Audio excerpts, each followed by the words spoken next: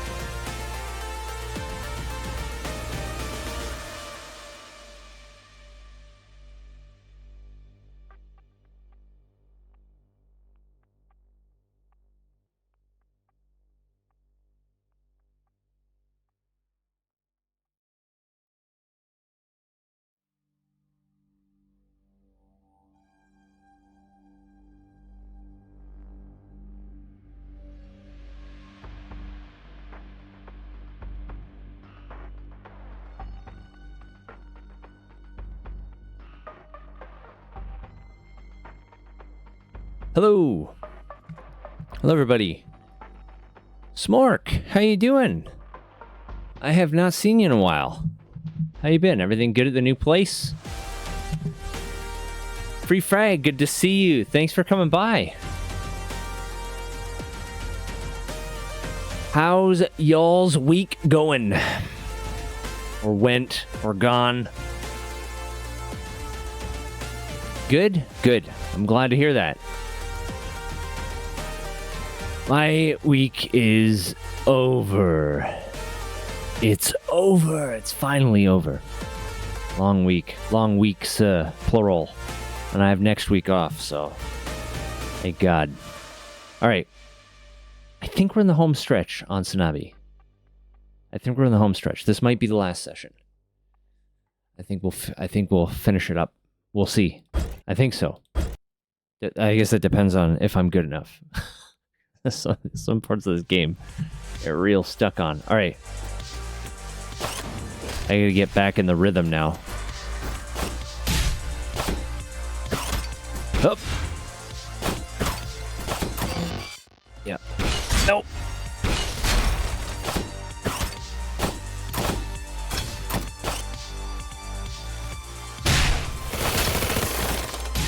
Okay. Oh, okay. I'm doing okay.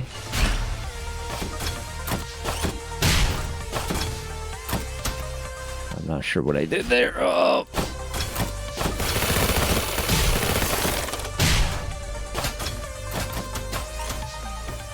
All right. Just going to rescue my daughter. Dude's daughter, because I'm not real, I guess. Since childhood, in one corner of my house, there have always been many large and complex computers. Military equipment for my dad, implanted with electronic aids for brain activity. Around the time I started getting tired of playing with Tyranno, I began to frequent that room.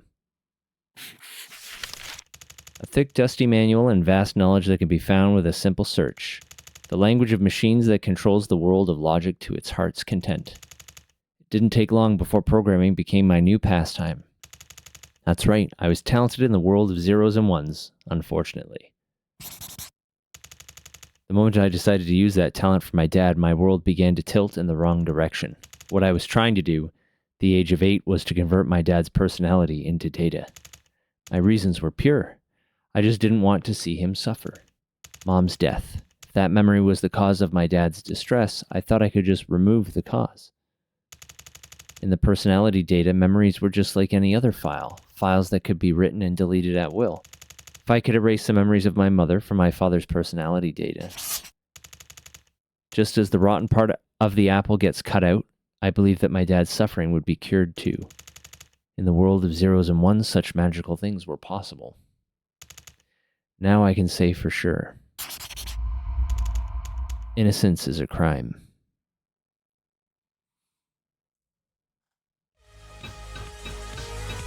All right, robot dad to the rescue.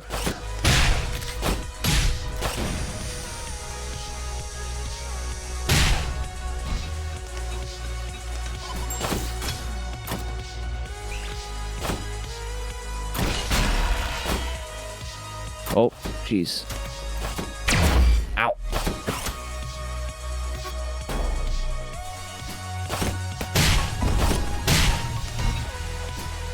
Where are we going? Nope. Oh, no, I went the wrong way.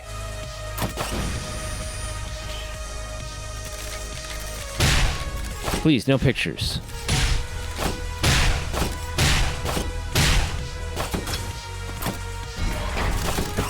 Oh, here we go. All these invincible dudes are back. Nope, that didn't work.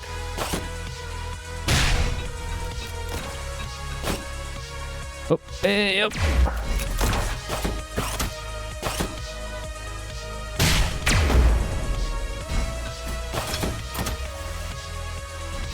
All right. Oh, shit.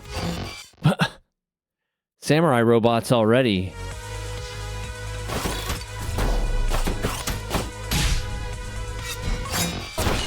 What do I gotta do? Ah, jeez, fuck. No! Oh. Dead. All right. Oh, Jesus.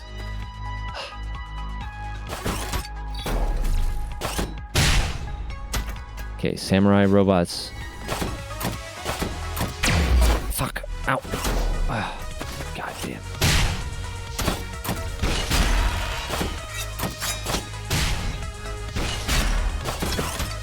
Whoop. Whoop. Oh, I'm gonna have like a boss fight, and I am not gonna be ready for it. What the?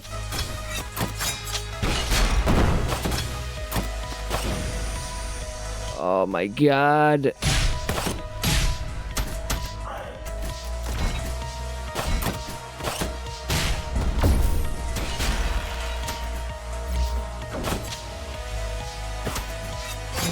Ow. Ow. Ow. Ugh.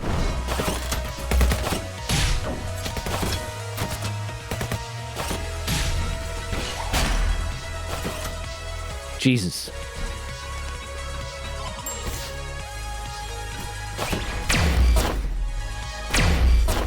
What are you doing?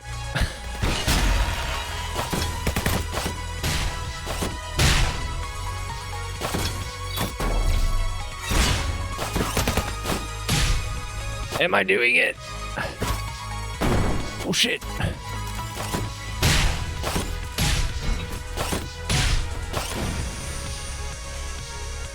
Okay, I'm not sure what it I'm not sure how we got past that part.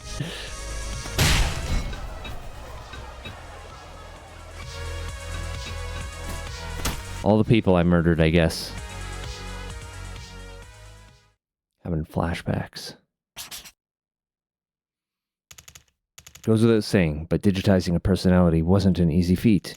I had to replace incomplete and difficult to control brain activities such as personality, memory, and emotion with data. Obviously, it's more in the realm of impossibility rather than possibility. But I had the talent, and I had the passion. When I was wandering through a bunch of complex data that seemed like a code from the gods, I used to feel the urge to just give up everything.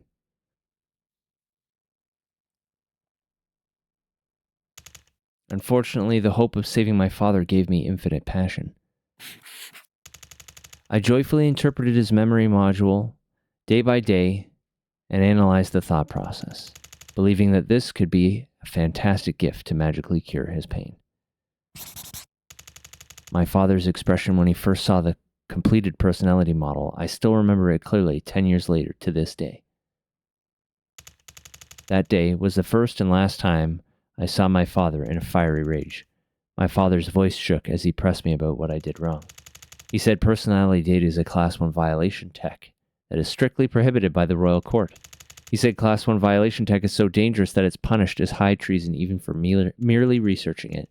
He said if the royal court found out what I made, something irrevocable would happen. I didn't understand anything my father said at the time, but I could gather that something was terribly wrong. He left me terrified and immediately destroyed the personality data I had created.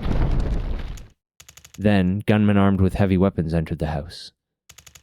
The stinging smell of gunpowder, the sound of shots and explosions tearing through the air. My father couldn't arm himself in time and was killed trying to protect me. It was years later that I realized that my computer had a backdoor installed. Innocence is a sin, and ungovernable talent is a curse. When these two meet, life becomes hell. She got her father killed by trying to help him. That sucks. An 8-year-old super genius hacker.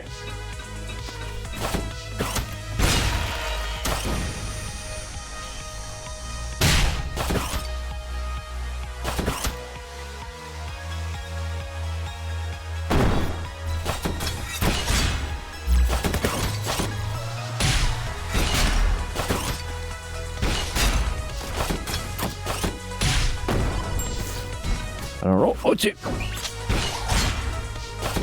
Justice robots.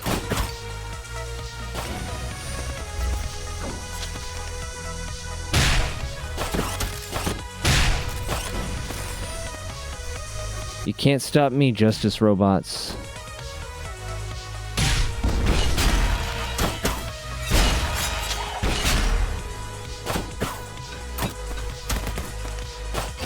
Oh, ow.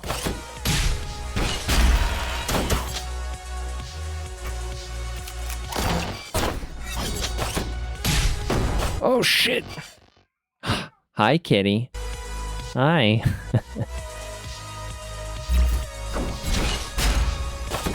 What are you doing, sweetie?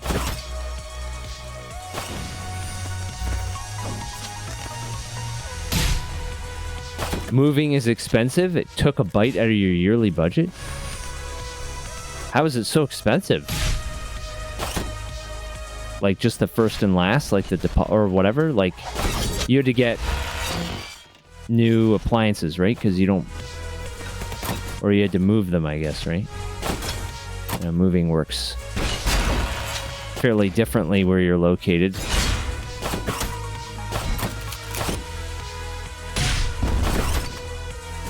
Oh. Damn. Wouldn't have thought that would have hit me.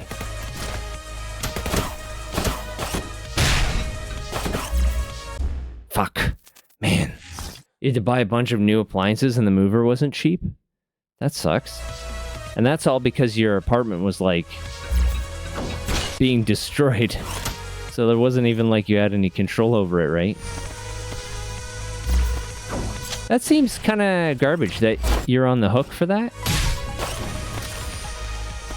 They forced you to move and you're on the hook for the moving expenses.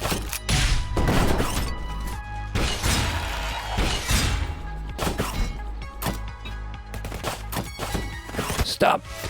Oh no.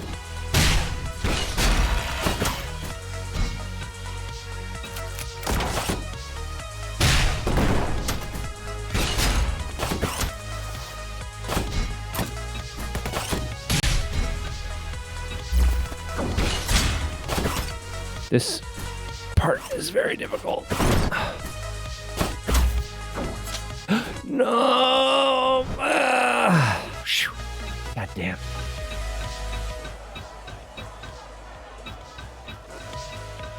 Is there not, like,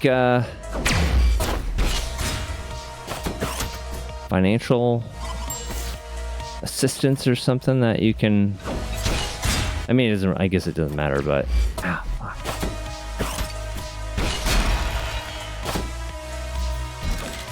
I know in Canada there are limits to how much, like, you can be charged when you move in and out of a place. Ow.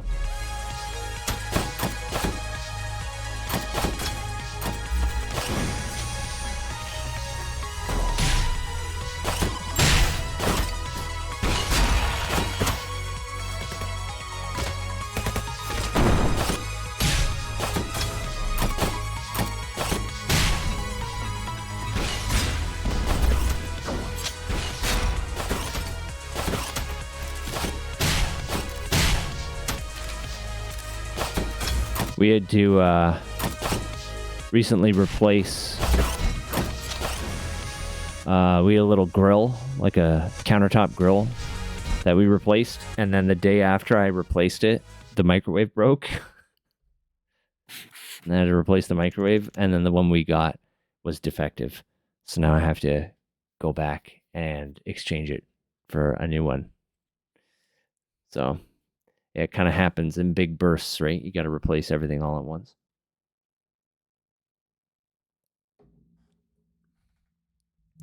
It was a premeditated murder of a soldier. The attackers disappeared with dexterity, but they couldn't escape the furious military police investigation. Soon after, the attackers were found in an old warehouse by a shabby pier, as cold, dead bodies. The only information we could get from the corpses was that the attackers were killed shortly after the incident. All personally identifiable parts had been removed from their bodies. Thorough and skillful clue removal to hide their existence. There wasn't a single clue left. With a vague conclusion that it was a revenge murder by a criminal organization, the investigation fizzled out. But not for me. Only I knew the real purpose of the attackers. The day my father was killed, there was only one thing that disappeared from the house. A computer hard disk, the one with my father's personality data. It was clear that someone stole my father's personality data.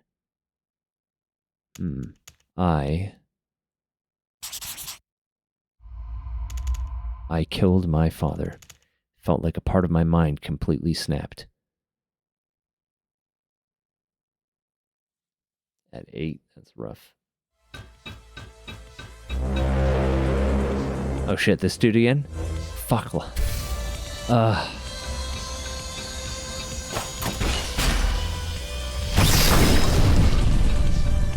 Oh, I can do that over and over again, I guess.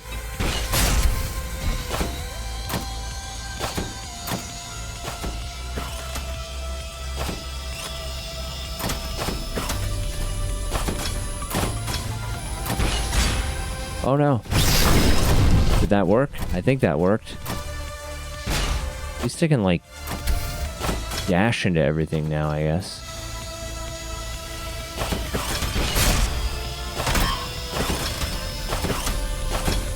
Oh god!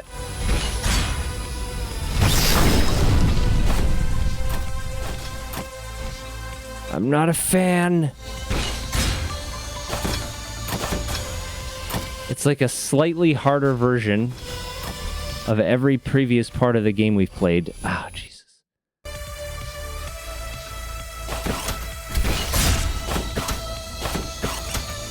No, hold on. Oh!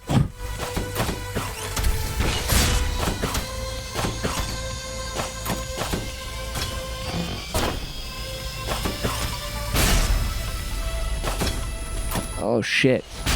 I blew it. Ah! Ah! Oh.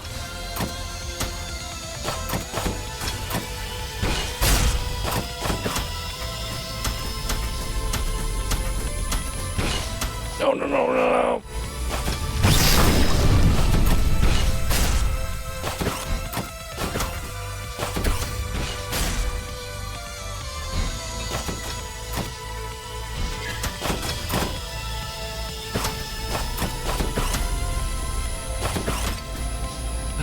No, where is it? Where is it? No!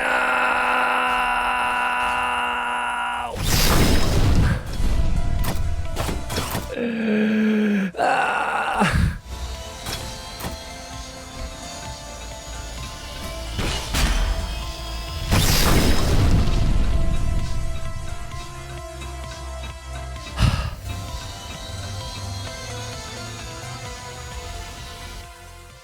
I don't like that part. Every day was a continuation of hell. Am I winning, son? Oh, no, I am surviving. Every day was a continuation of hell. There's only one thing I want every day when I open my eyes, that this was all a dream. It was the thought of revenge that made me endure my debilitating regret. Revenge on those who killed my father.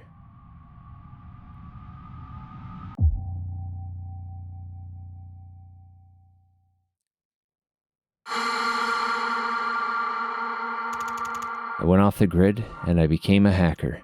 Paradoxically, the talent that killed my father also led me to find him. I used my powers to the fullest, wandering around the network like a madman in search of any trace of him. Not sure exactly how many years passed. As the madness and obsession became chronic, I eventually found a clue about the criminals. In a top-secret project of the Mago Group. Mago Group. The largest company in the country in name and reality, and a huge conglomerate that owns an entire city. Along with a fierce hatred, a question arose. They had little to gain and lots to lose, yet they stole the personality digitization tech. For what? That's when I started looking into Mago Group.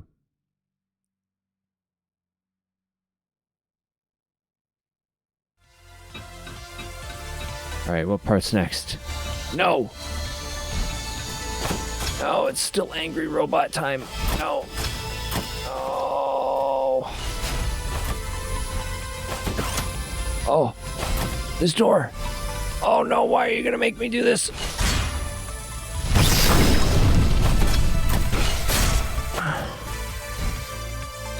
These robots are all me now, though. That's why they all have chain arms like I do.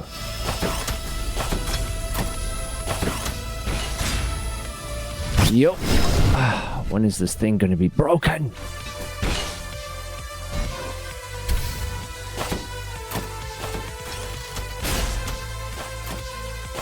Oh, yeah. Oh. God damn. Oh.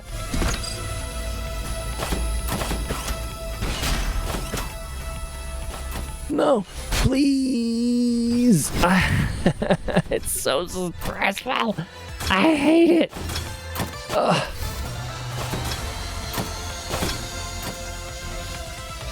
Oh my God.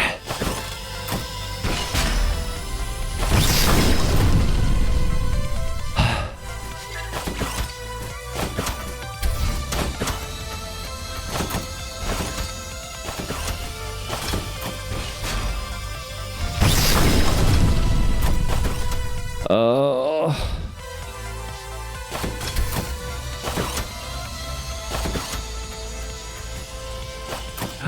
Oh no. Oh no.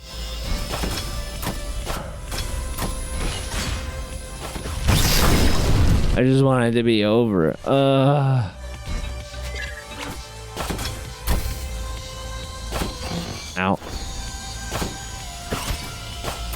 No, wait.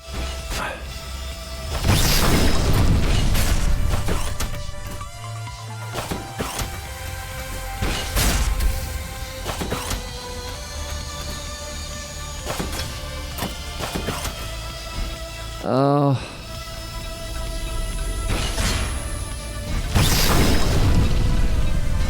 Why is it only making him angrier? Goddamn overseer. The public image of Mego Group is that of a solid conglomerate with overwhelming influence in most areas of the country. There was a time when I certainly thought so too. However, when I peeled back a single layer, the inside of the company was full of strange things. Thick security that is clearly inefficient beyond just being inconvenient. A risky data structure designed to be able to destroy all data simultaneously at any time. Widespread and organized behind-the-scene actions. In this huge anomaly, which I couldn't grasp the threat of, I finally found it. My father's personality data. After 10 years, his personality data was so modified that the original was unrecognizable. In cleverly placed memories, my father had turned into a murdering machine that blindly carried out revenge for his daughter. In my father's memory, I had been killed by terrorism, and his fond memories with me became the fuel for his revenge. A battle program where my caring father is nowhere to be found, where he is locked in a prison of hatred and repeats meaningless revenge. Only the SANABI project remained. Only then did everything become clear. For a long time, the royal family had been extremely wary of digitizing personalities and had banned it. They've cited ethical issues as the reason, but there is really only one reason. Digitized personalities are reproducible, and reproducible personalities may pose a threat to the royal family, because unlike artificial intelligence, where the core technologies are under state control, personality data always guarantees the original's level of intelligence and ability. Because you can organize an army with just one well-trained soldier's personality data. Because you can clone a personality, you can gain power against the royal family with the worldly power of money and technology. Yes, the Mego Group was going to challenge the heavens. And my father was the blade of treason held by the Mego Group.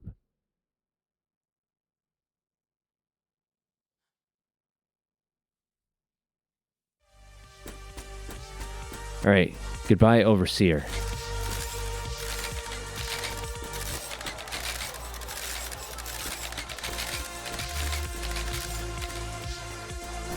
I'm assuming I killed all those people, too. Alright, these have got to be stopped with. Oh! Oh! Gotta use the Sonic the Hedgehog spin.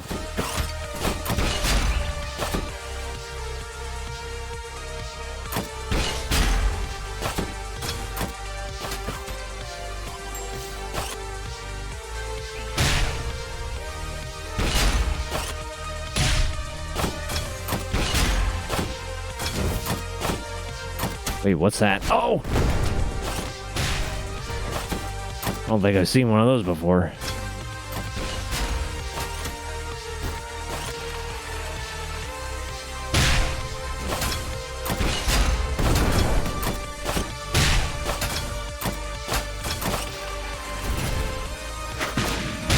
Oh, shit. Friggin' sniper dudes are back. Oh! Oh, no! Oh, no! Oh,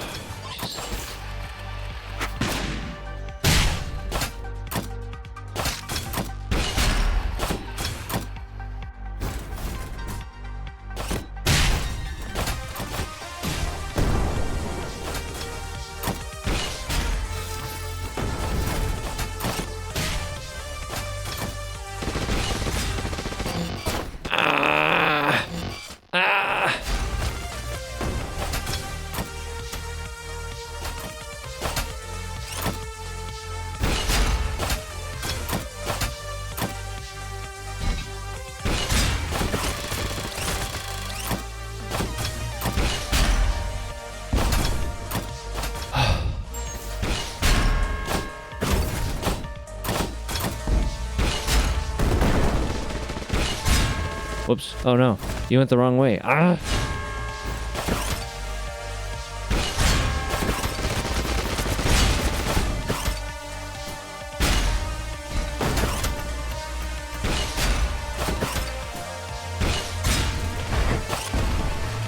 My God. Oh, no. Whoop, whoop, whoop. Whoop, whoop, whoop. Oh, no.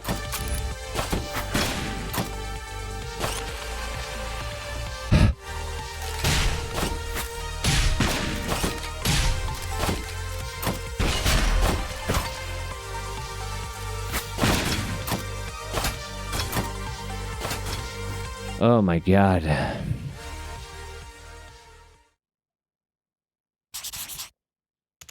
Like speed running the whole game. The Mago group certainly wasn't an easy enemy. Once they discovered the leak of the secret project, they immediately shut down all of the company's networks and began to erase all data. Faced with that terrible decision to bury the whole plan at any cost, the only thing I could do was to create a copy of the SANABI project and take it. The SANABI project. This personality that used to be my father was modified to only operate in one type of environment. Workers. Multi-purpose worker androids used in Mago. I found a worker that was still accessible and inserted the SANABI project. I typed in the detailed settings as if I was in a trance. Meet me, Mari, in Mago City and chase after SANABI. What's the point? Even I don't know why I'm doing this. The SANABI project is no longer my father.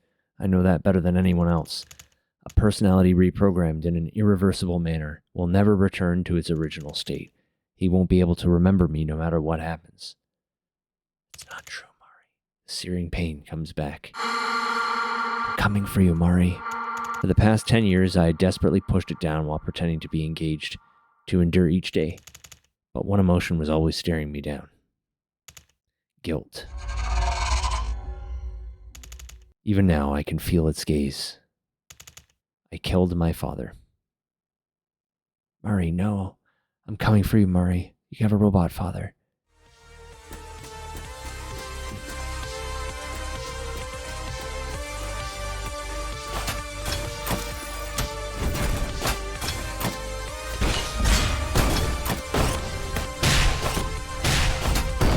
Oh! Swung right into that rocket.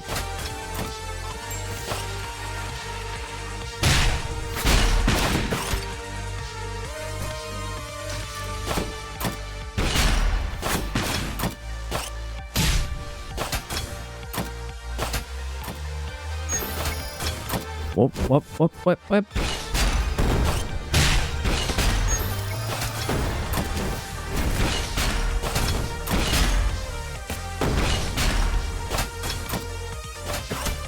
I think that's it. Yeah, that's it. Alright. I've got my groove back. Oh! Spoke too soon.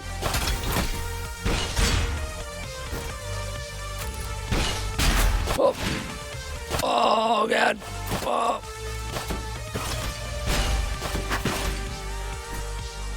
Oh.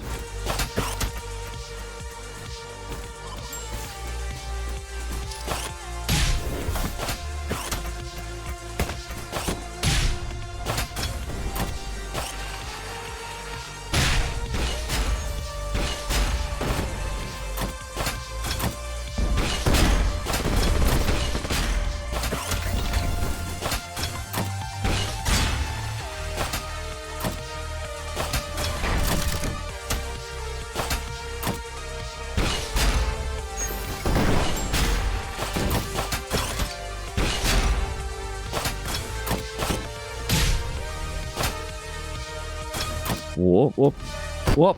Ah, God. All right.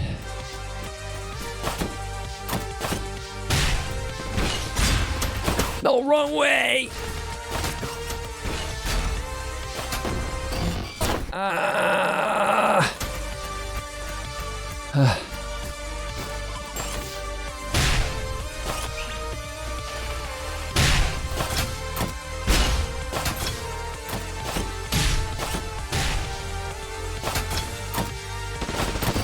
Ow, ow, ow.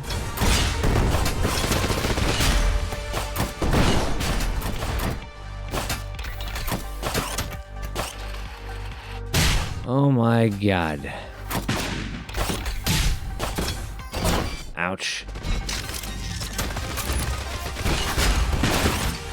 Oh crap.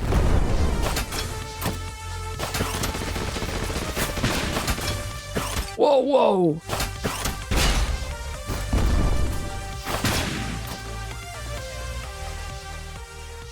Whew. Wow. Hi, Kitty.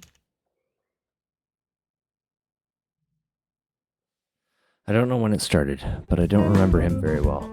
Yeah, yeah, thanks. I think I do need a stretch. Oh.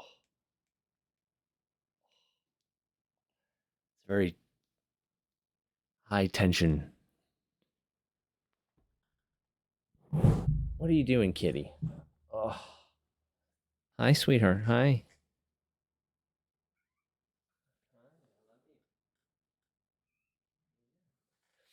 I don't know when it started, but I don't remember him very well. Even when my father occasionally appears in my dreams, his voice, his face, everything is blurry. I'm on my way to Mago City.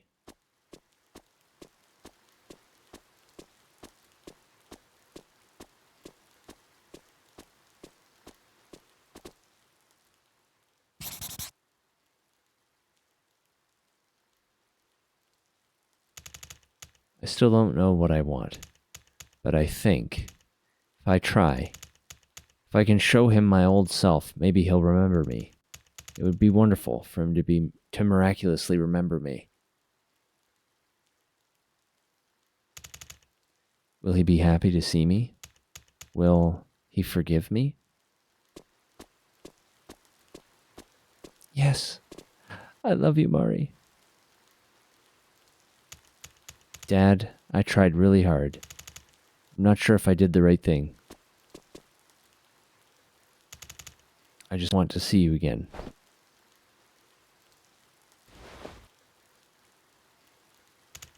That's all.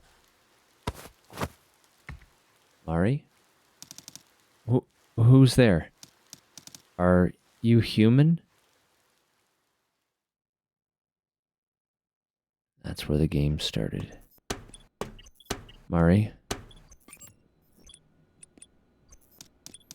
You're here. Why are you so late? A robot that doesn't follow orders. It's a defect. A defect. I'm not sure from when. I don't really remember. But ever since a certain point, nothing in this world went according to my wishes. I guess today is no exception. Well, I'm used to it by now. Oh, I don't know. I don't know anything anymore. Sanabi, was it this power plant? Mister, you removed the cognitive restraint, didn't you? To be exact, stopping the self-destruction of this city, that's the Sanabi I designed. We can't let the innocent people of this city die because of the crazy corporate scumbags. If you understand, then please get out of the way. The reactor's temperature is well over the threshold. We are out of time. I have to go inside and take down the core myself. Even the royal courts that's above the city right now. When the reactor stops, they'll leave the city alone. Ugh. Why didn't you just go find Sanabi? If my body doesn't last in that radioactive pit, do you know how many people will die? What's with that hat? Did you go see the colonel? Wait, you didn't kill him, did you? Mari. Don't say my name so easily.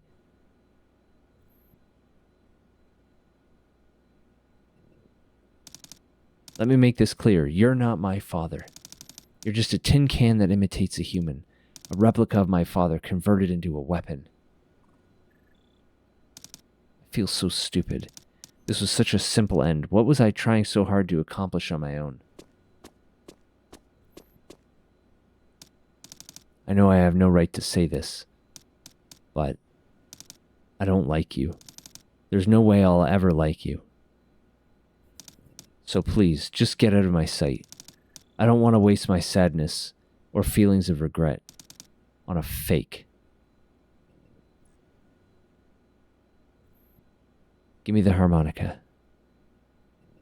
Give me the damn harmonica. Do it. Give me your harmonica. Yeah.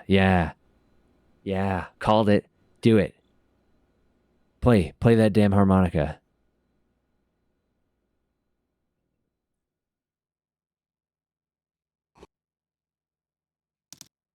Dad.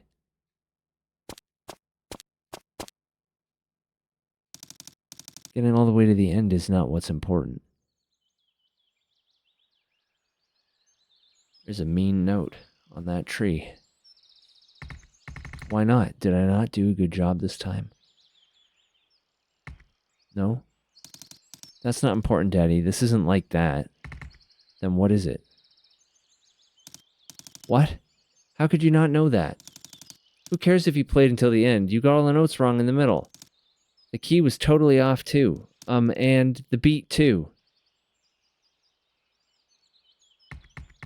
Doesn't that mean I didn't do a single thing right? That's exactly what I'm trying to say.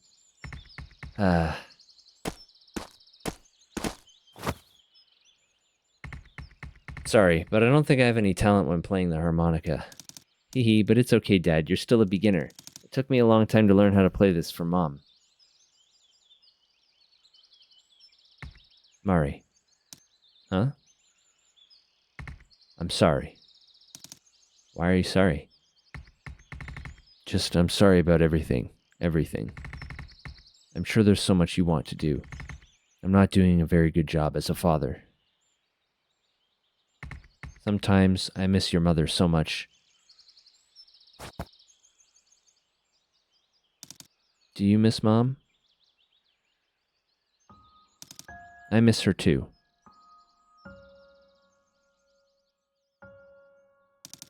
Do you think she's looking down at us from heaven? I wonder what she would say as she watches us.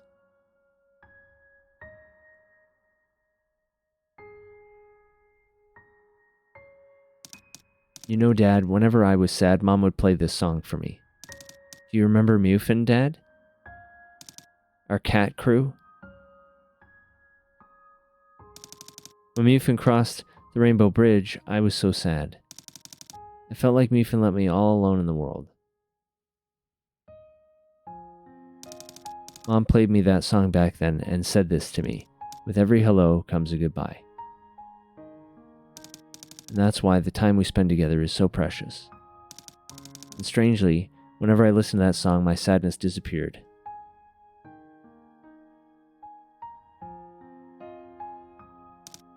You know, Dad, I love playing with you. I know you get embarrassed sometimes, but you still do your best, and I love that. You do everything I ask you to do. I even like seeing you doze off because you're so tired after playing with me. When you were sleeping, I tried lifting your chain arm. It was so heavy. It's been hard because of that heavy arm, huh? I'm sorry. I'm sure you just want to rest after a long day of work. Thank you for playing with me even though you're tired. I was so happy every moment I spent with you. I still feel that way. So, Dad, you don't have to feel bad. You'll always be the best father in the world to me. Mari.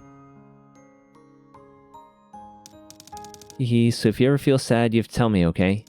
Whenever you feel sad, I'll play the harmonica for you. Just like how Mom did for me.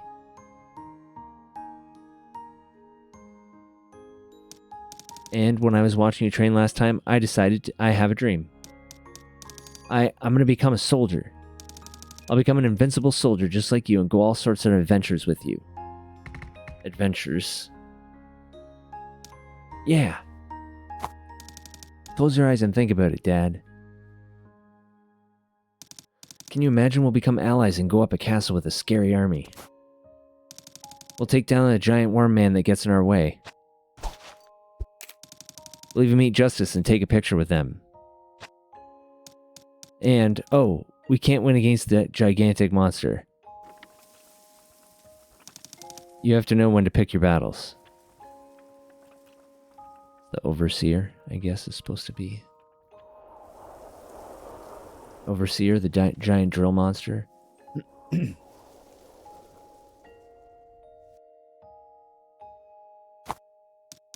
Oh, I saw this on TV before. There are trains that fly through the sky. Isn't that amazing? I really want to ride one. That boss fight was fucking horrible. Hehe, just thinking about it gets me so excited, right? I really hope that day comes. Hehe, I'm sure it will. I have a good feeling about this. No more flying trains, please. I don't want to do that. Dad, can you promise me something? What promise? One day when we're on an adventure together, if I ever become sad, can you play the harmonica for me? This song. SANABI. SANABI's the name of the song. If you play this for me, I'm sure I'll feel much better. Of course, darling, I'll do anything to make you happy. Hehehe, I don't even care what anyone says, you're the best. But you're not good enough right now. If you play like that, I'll just become sadder, got it? I'll play SANABI for you again. Listen carefully and practice, okay? Quick time event. Don't do this to me.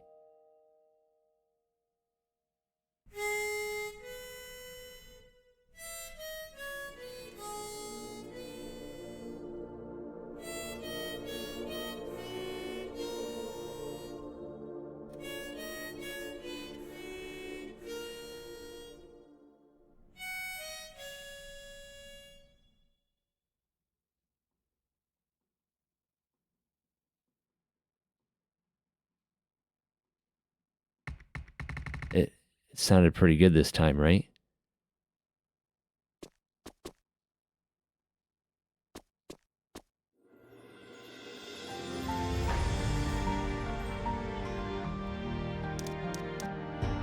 Daddy, is it really you? My pumpkin, you've had a rough time of it, haven't you? Oh, I'm gonna cry. No, it wasn't hard at all. Yes, actually, it was so very difficult. It was so hard. Even after years passed, I didn't believe that you were dead. I felt like if I called you at the top of my lungs, you would answer me. I felt like if I called you at the top of my lungs, you would answer me from somewhere. I was afraid I would dream about you. The more I dreamed, and the more time passed, you became more and more faint in my dreams. And the fact that you were gone became more clear. That was the scariest part. I was so afraid you would completely disappear. And the only thing left would be this horrible reality. Everything is okay now, my daughter. Cry as much as you want. I'm so sorry, Dad. Because of me, you... It's all because of me. Everything. It's all my fault. I'm sorry. What are you so sorry about, sweetie? I'm just grateful. Thank you for trusting me to the very end. No, I didn't trust you. I tried to give up on you. Still, you stayed with me until the end. Dad. So, please stop saying you're sorry. I just want to hold on to the precious happy memories.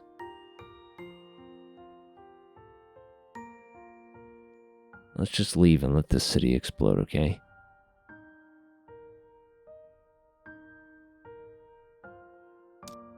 Dad. Can't we just leave together? I'll try to fix you. Yeah, let's go. Mari, do you remember what your mom said? With every hello comes a goodbye. No, just leave. Whether you like it or not, everyone has to accept that at some point. Yep, not right now. I don't care. I don't want to. I don't remember anything like that. I don't think I can survive in this world without you anymore. Mari. You know how much Daddy loves you, right? Uh-huh. The end comes for everyone exactly the same. Getting to the end is not important. What's really important is how we get there. Huh? Where are you going, Dad? I started this whole thing. It's time I put an end to it. No, if you're gonna die, I'm going with you. Mari.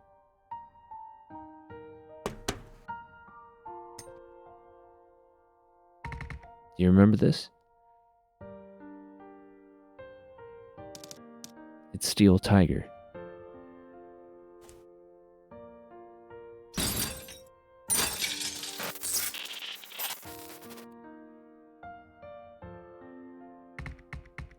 Please, remember me. Yes, okay.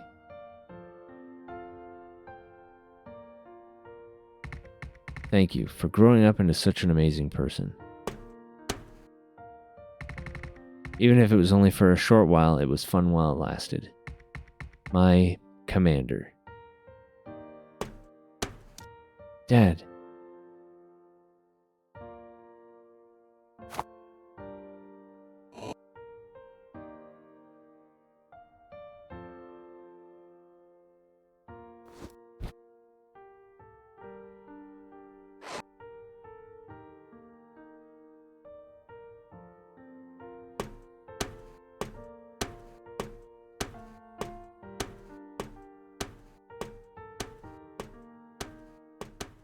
Oh, why does it have to be a suicide mission? They should be happy.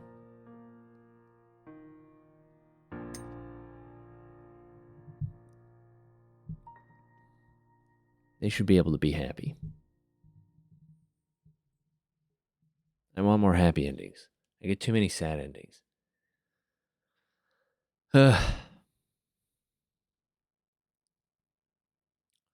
Now one last boss fight, probably. One last horrible boss fight. Oh? Oh, is the game over? No boss fight. I'm just going to be irradiated, I guess.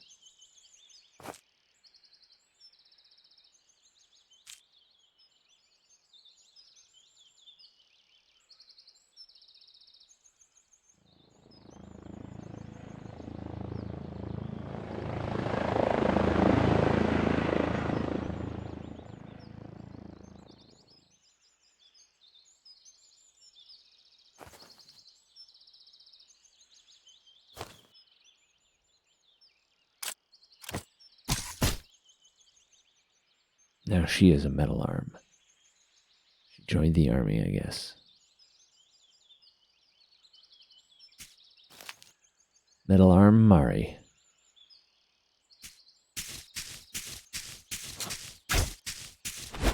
With the grapple hook. Alright.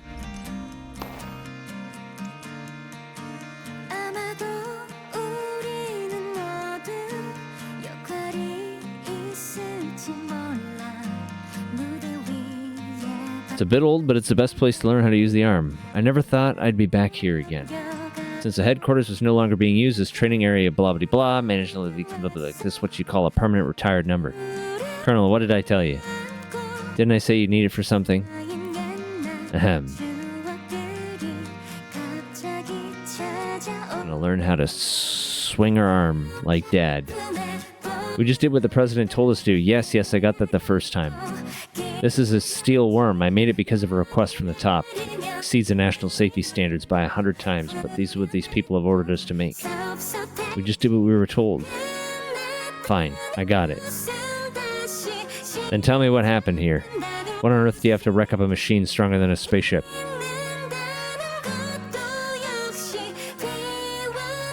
Mego City engulfed in unprecedented chaos. All the executives with administrative power being killed. Talks are underway. A state-run company taking over Mego Corporation. I told you, just a hoax created by blah-blah-blah. Court wants to take over Mego City. Innocent corporation takes the heat. Tisk tisk.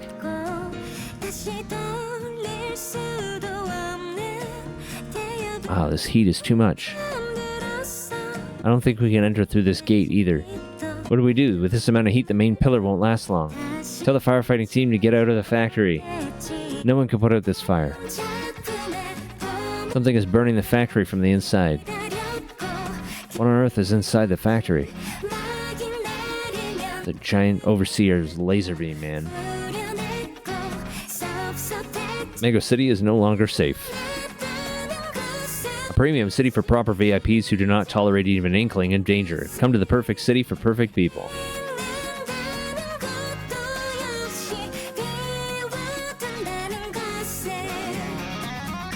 Are you sure you weren't followed by the public security unit?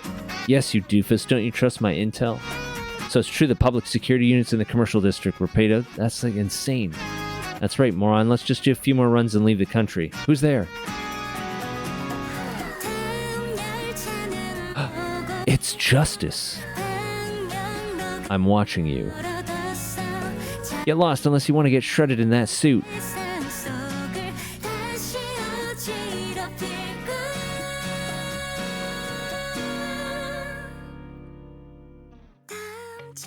It's the end creds? I think so, yeah. Sis? Oh, Mari, are you here to exercise too? This place reminds me of old times. I used to train here too, you know. And I feel like my punches have grown weaker. Thank you. Your punches? Yeah. So I hope you don't mind sharing this training area with me for a while. Oh, but I just... I'm just here to lift dumbbells.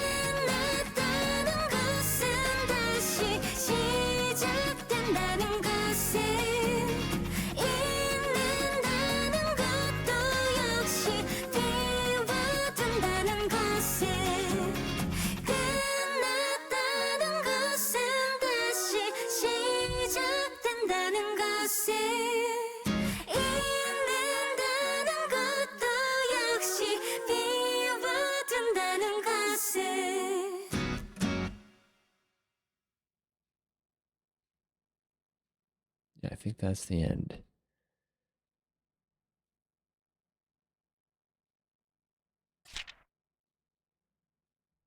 Aw. Happiest moment.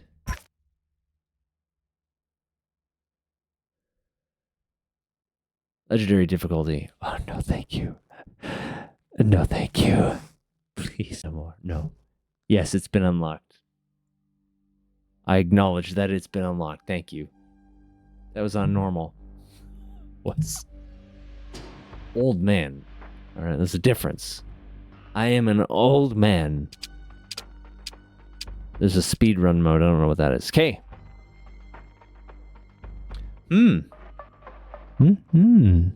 I guess. Do I really want to end the game? Yeah, I do. Okay, so... interesting. Only an hour left. I had another game on my list that I wanted to look at.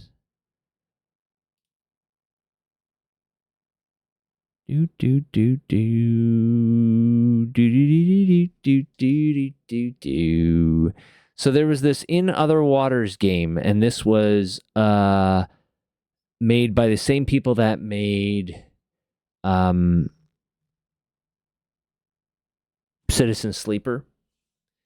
This is like the game they made before it, which you're like an AI and you're assisting a scientist studying an alien planet. I was thinking about that maybe. What else do I have installed? I don't have anything else new installed at the moment. I have lots of new stuff though. It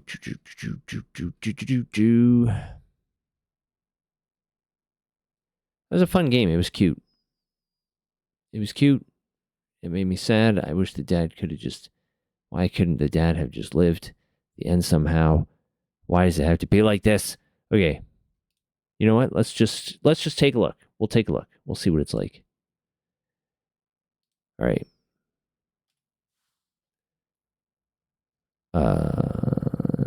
Yes.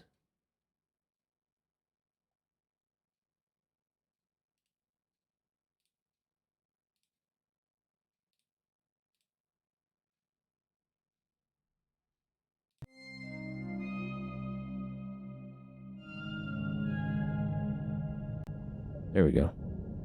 Click or press A to start. Let's do mouse and keyboard for now. All right. In other waters.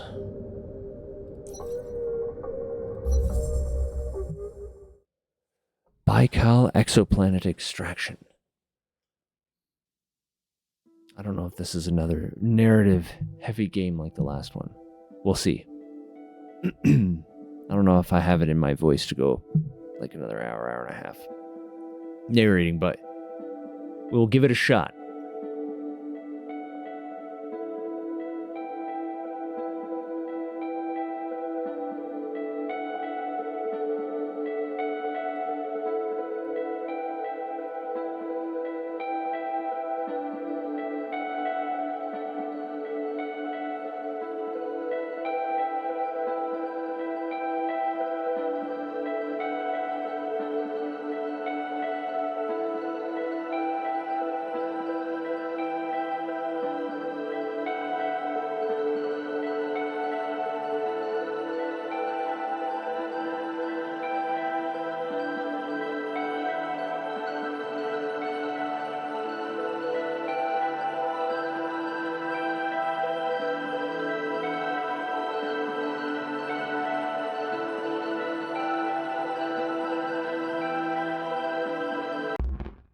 Oh. Error detected. Building memory.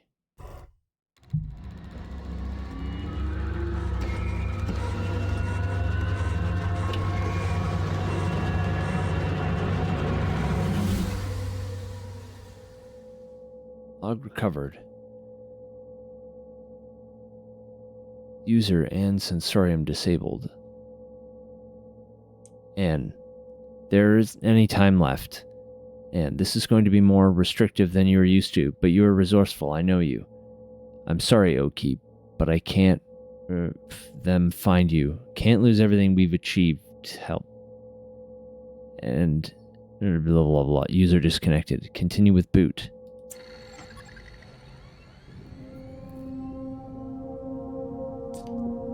Hello? Is someone there? This is Dr. Ellery Voss. I urgently need all systems of this suit activating. I've been locked out, and I'm 20 meters below the surface here. I say again, this is Dr. Ellery Voss. Can any operator personas on this suit please respond? Alright, good. Operator, activate all systems. Pilot authorization granted.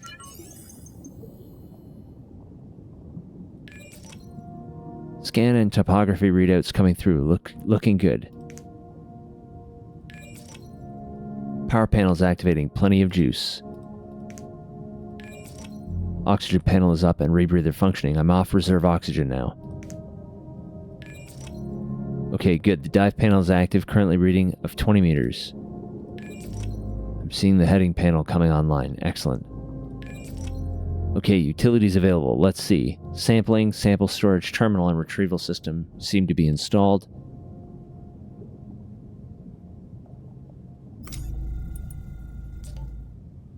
You don't seem to know what you were doing. You're not an operator, are you?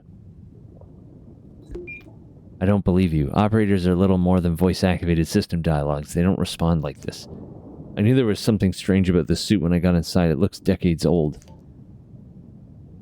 Look, we don't have time for this, so whatever program or system you are, I need you to work with me.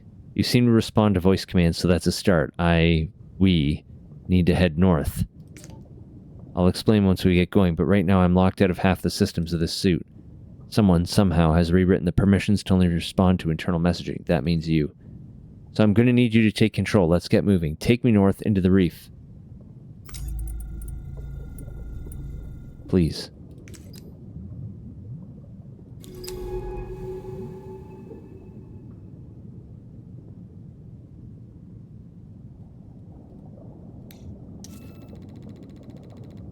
Southern Gully feature. Steep rock walls rise up toward the surface on either side. The floor is layered with pale sand.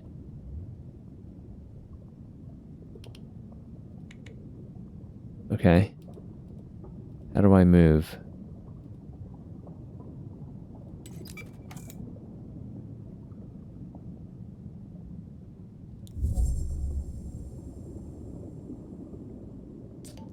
Good. Whatever you're doing, it's working. Let's keep heading north.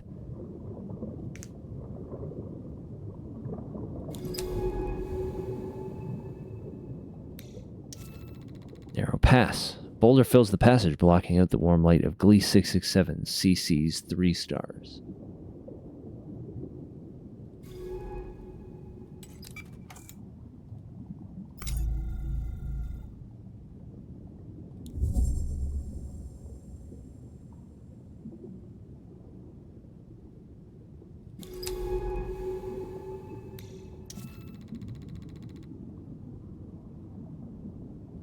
What do we do here? What can we do?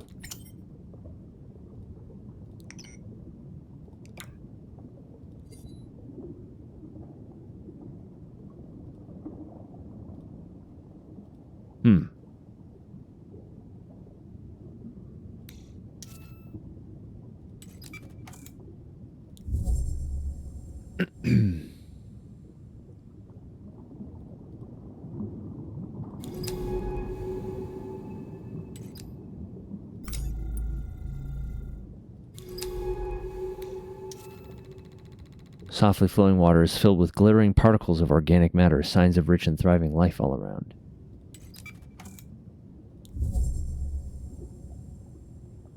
A bunch of yellow dots. Look, in the water, are those spores? And those stalks to the west, they look like huge fungi. This is unbelievable. Actual alien life. How could Monet have kept this place a secret? I saw her notes at the base when I landed, and some telltale signs on approach, but here it is. The first extraterrestrial life humanity has ever discovered. I can't believe it.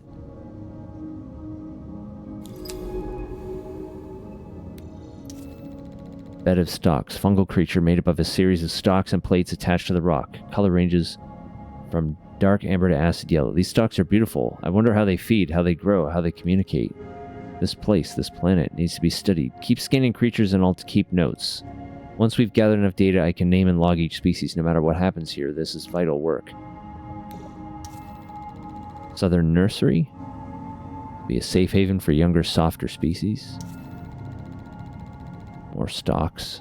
Are these plants or animals? They're unlike any earth coral or sponge. Membrane's external... The creature's external membrane appears to be made of layers of chitin-like earth arthropods or fungi. Alright, well, let's go to these strange stalks then. Well, what were those creatures? They were hidden among the stalks. Quickly, try to get a scan.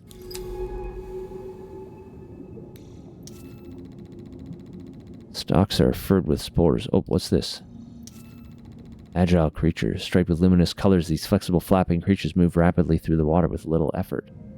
Such lively creatures, and so colorful too. I'll start logging my observations.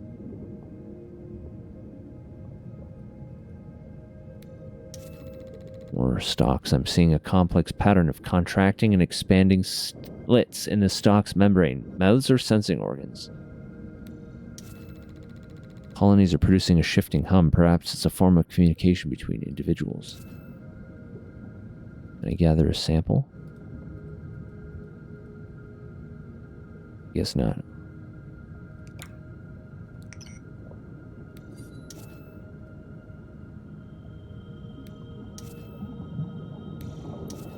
Go here, I guess. Sample candidate. These stalks are covered in spores of all sizes. Perhaps we can sample one of the larger ones? I'm in position. You'll have to take the sample. Open up the sampling utility.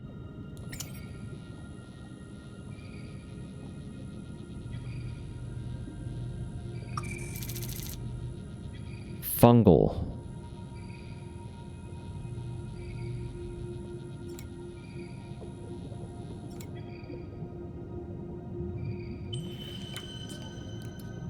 Got one. Biological samples are vital tools for analyzing and understanding creatures. But this suit should also allow you to deploy any sample back into the ocean.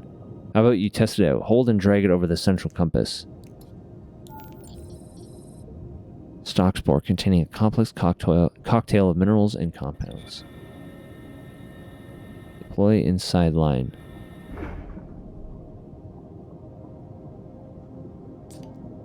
Great, that's working as it should. Look, those creatures are coming for the spores. Why these ones in particular, I wonder? Perhaps the different spores carry different compounds, each with a specific purpose or message. What do you think? Could the spores be a way of communicating between different colonies? Affirmative. It isn't that strange. Fungi on Earth form networks of exchange. Maybe these stalks do the same. Anyway, sorry. I'm not sure why Let's keep moving. So I can only answer an affirmative or negative. Spores entering and exiting the slits on the surface of the stalk. Something is being exchanged. Huge rock sits among layers of lichen. Could it have been thrown here during a volcanically active period in the planet's history? Colonies seem to be broken up into individual patches and then larger groups over a wide area. So we can take another sample.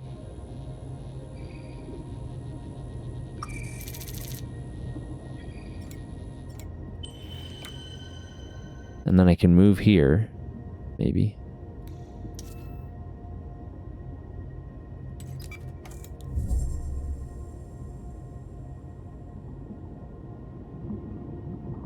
And release these.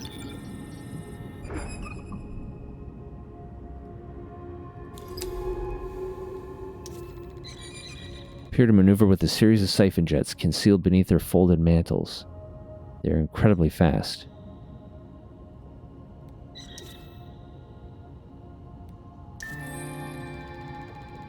Gathered all my data on the reef stalks. Fungal creature which communicates through sound and spores. Interlocking ecosystems seeded across the reef. I'm uploading my initial notes. Let's call these reef stalks. Classify this species in the lab.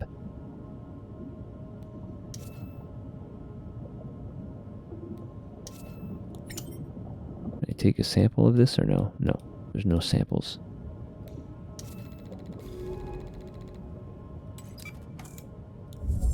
Silent clearing.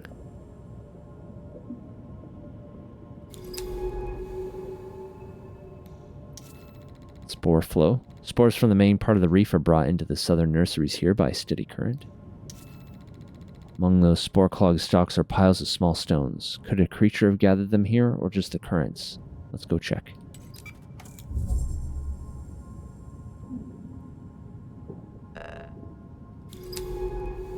Sampling available.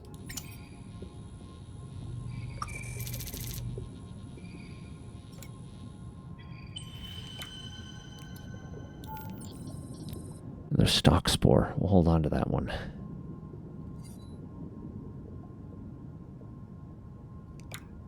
Samples, sample container, and whatever this is. Map data.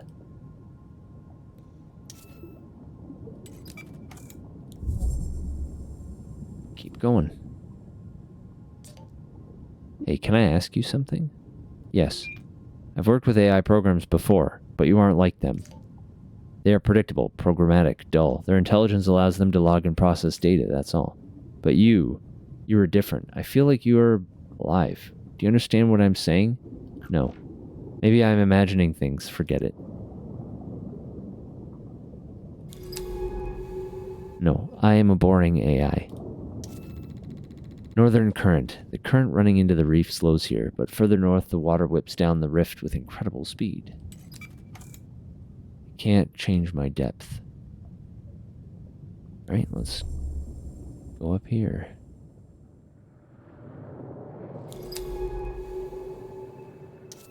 More reef stalks. Long rift. Wide and long, the sheer rock walls on either side, the deep rift channels, unpredictable currents. Overgrown arch. It's covered in hardened stalks. Perhaps the slow current passing through brought their spores to settle here. Let's go check out this one. Seems a little safer.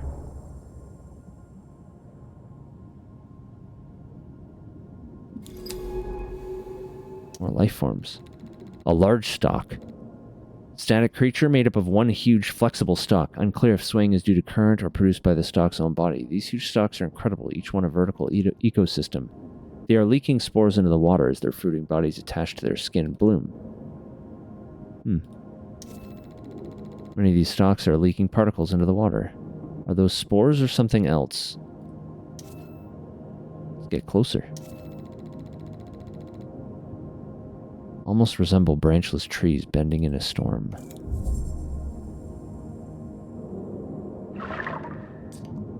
Did you see that? The stalks responded to our movement. They extended as we passed through the arch. Perhaps it was the sound we made when we moved through? We should be careful not to get trapped here. The suit's power capacity is limited.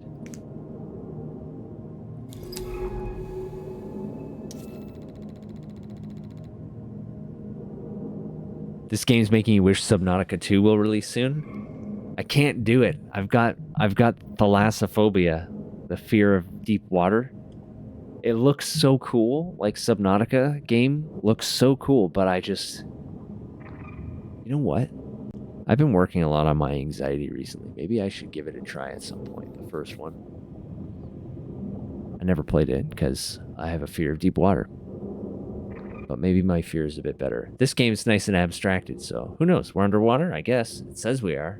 Doesn't feel like it, though. The chitin of the stalk's membrane is very hard, but flexibility is given by a surface of overlapping plates. Feeding grounds. There's a lot of activity among the rocks ahead. Creatures are grazing on and living among the stalks, forming a complex ecosystem. Oh, what's that? Shelled creature. Mobile creature with a large translucent shell and 4 swimming appendages which it uses in rapid rowing motion. These creatures have such beautiful translucent shells. I'll start logging data on them as we find them. Alright, no samples here though, right? No. Okay, let's go to the feeding grounds. You don't have a fear of it, but Subnautica still tugs on some primal fears. Yeah, there's that big-ass monster or whatever that chases you all the time. Look over to the southwest. That stalk is totally calcified. Looks like a good sample candidate. This one? Plates of the stalk's surface passing one over another. Must be producing the distinctive hum that can be heard. These creatures must be related to the other stalks on the reef, but seem to have separate purpose to the lower beds. It's safe to assume the singing of these stalks relates to communication between colonies seen elsewhere on the reef. You can zoom in and out a little bit. Sing stalk. It's still the best game you've ever played? I've named these sing stalks for what strange hum they produce. What is it? What is its precise function, I wonder? Large stalks which sway, producing a distinctive hum or groan, part of the network of stalks which is found across the reef. It's the best game you've ever played? That is quite the claim.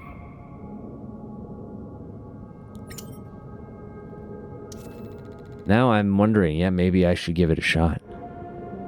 The growth gets heavier as we travel north into the stalk forest. Something about giving it that name makes it feel safer, more familiar. This huge stalk is totally still. Its plates harden into a rocky shell. Can it be revived, or is this what death looks like here? Oh, hold on. What's that? Oh, we already scanned that one.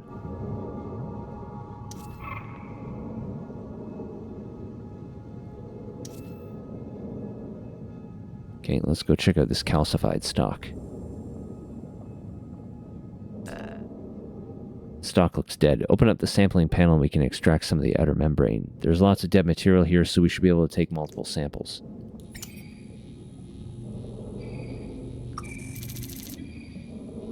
Question marks. Fungal.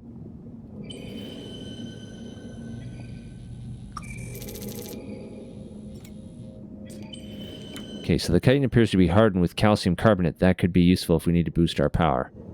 The suit is able to metabolize organic compounds to produce fuel. Just drag them to the power plant. The suit displays how much oxygen or power each sample can produce. No point wasting important samples. With these, we can keep one sample so we can analyze it back on the base and use the other for a power boost. Stalk bark. Sample of the chitinous membrane from the stalk. Okay, so I see how the resource management starts to kick in here. Space between the rocks here is thick with stalks. The elaborate patterns they trace across the reef are beautiful. Can I take more samples? I can. Oh, no, I can't. There's no more samples here. Alright. Let's go this way.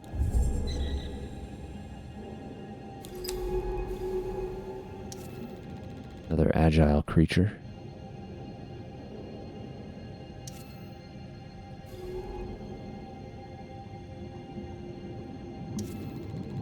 Bear Canyon. The rocks here are clear of stalks and other growths. Is their absence a territorial marker or just a side effect of the conditions of these waters?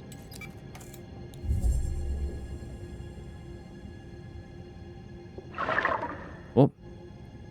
Things closed up behind us.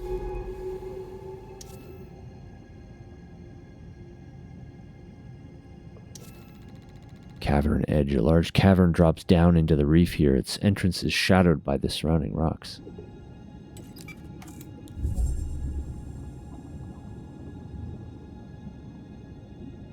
Are we going down into a cavern? I don't like that. Water is still in the yawning entrance to this cavern. There are no signs of stalks or other reef life around the entrance. I'm gonna go get eaten by something. Let's do it. So now we have to go down. That's interesting. That's an interesting transition. Patchy sunlight coming through the broken cavern roof is enough to allow stalks to grow here, if that is what they require.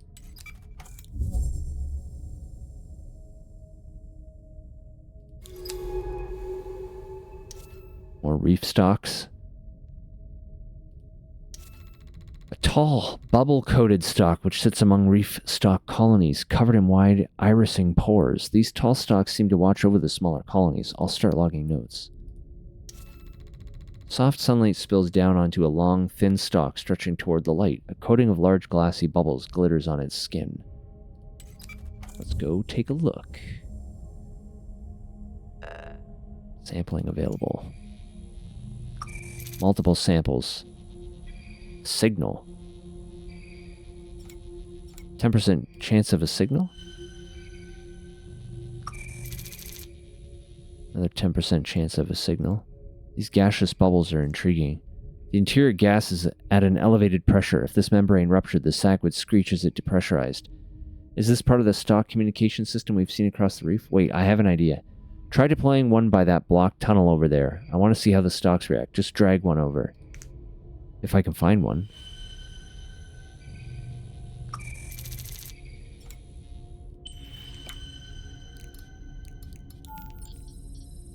A spherical gas-filled membrane produced by stalks. These are stalk bark, stalk spore, and these things aren't named. So you want me to deploy one by the entrance? Over here? Clogged tunnel. Stalks mesh across the cavern here, hardened into a near-solid wall of tubes and plates. Vector blocked. Okay, so if I drop one...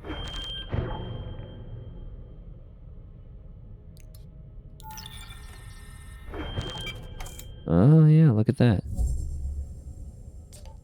They retracted. These bubbles must be some kind of signal system. I'll call them shrill sacs for that squeak. We can use these to get through the heavy growth ahead. Let's get moving. I already wasted one, because I didn't know what the fuck I was doing. Blind corner. Cavern curves away in both directions here. It's hard to see the way ahead. Sounds good. I'm a scientist. AI. So I guess you're wondering where we're headed. There's a way station just north of here, on a finger of this reef. I want to find it. My shuttle touched down just hours ago, at a floating research base to the south. That's where I found this suit. I'm here looking for Dr. Mine Nomura, chasing a message, all the way from Earth. I must sound mad, coming out here, to a planet in the tail of Scorpius, just to follow a message. Wait, do you know where we are? Don't you? No. But how? We're on Glee 667cc, a supposedly unremarkable world. If it wasn't for all this life, somehow the exoplanet extraction corps must have passed it by, but how did Monet know to come here? Is that why she contacted me, to verify her discovery? But then where is she? Look, let's find that way station, then I can start piecing together what's going on. Sounds good. I don't know what's going on either. Cavern narrows here, and small eddies of water twirl in the silt.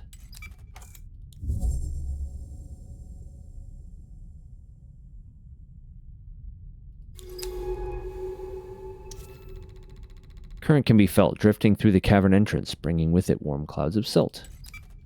More silt. Love me some silt. And then up.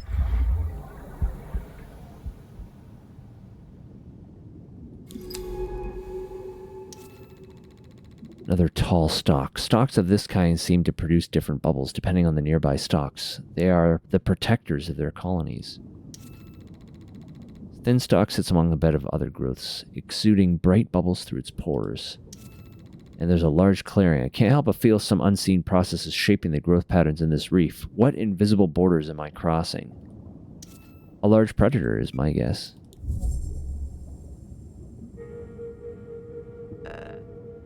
Sampling available. There's little dudes drifting from up there. Let's take some samples. Trill sack.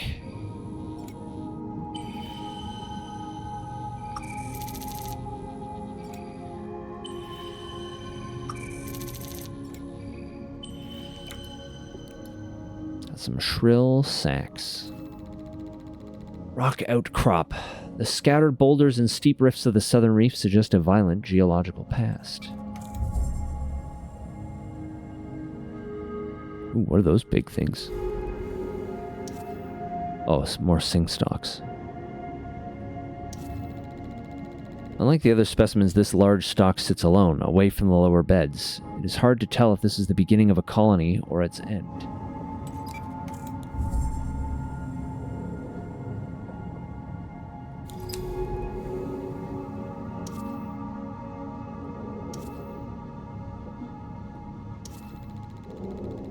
Stalks are more sparse between these rock outcrops. This might be the easiest path north, if I can clear the way.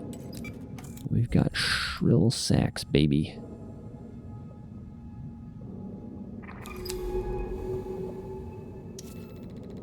Relative calm of this basin means the water is clogged with spores released by the larger stalks. They're so thick here. Sea of amber waving fingers that must be cleared before we can pass through. Okay, we've got an ad coming up. Is there a menu? There is. Very clean menu. I'm going to take a quick break. And then I am going to add Subnautica maybe to my wish list. And I will be back.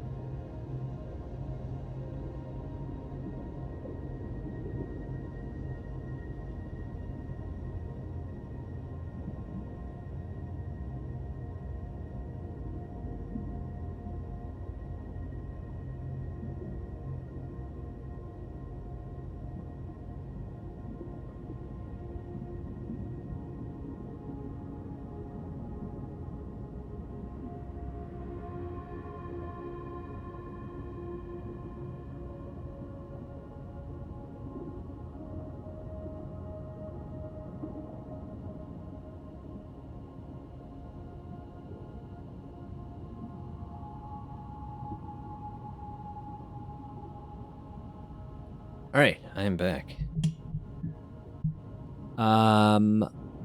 Yeah, hold on real quick here. I am going to add Subnautica to my wish list. It's interesting because added. Oh, there's shortcuts. Shelled creature. I've been I have an anxiety disorder. So, not just am I terribly afraid of deep water, but it also can trigger panic attacks, or has in the past anyway. But I've been going to therapy for a couple years now, and my anxiety has become far more manageable. So I'm curious to see, actually, as an experiment now, has my thalassophobia lessened at all as a result. So maybe it won't. Maybe I'll play the game for like half an hour and I'll see some horrible creature and I'll flip out and it'll make for good content. We'll see. Oh, what's that? It's another shelled creature. Okay. So we have to right. It's blocked, so we're gonna drop one of these pods there. Boom. And make a good short. That's true. Smork, it's good to start with shallow water in this game then, or is this deep too? Good to start with shallow water in this game? I'm not sure I understand. You mean as in Subnautica? I didn't get to pick. I don't get to choose where we're going, at least not at this phase in the game, so I'm not sure. I just knew that it'd be fine because it's more of like a point and click game than being like immersively underwater. It is underwater, but like it's so abstracted that it doesn't trigger any fears for me. It's just a big blue map in 2D. So it doesn't bother me. Navigating these dense growths is like finding your way in a labyrinth, moving from clearing to clearing with little sense of what's ahead. There's some keyboard shortcuts, which is helping me here too, that I saw in the pause menu. More tall stalks. More glittering stalks.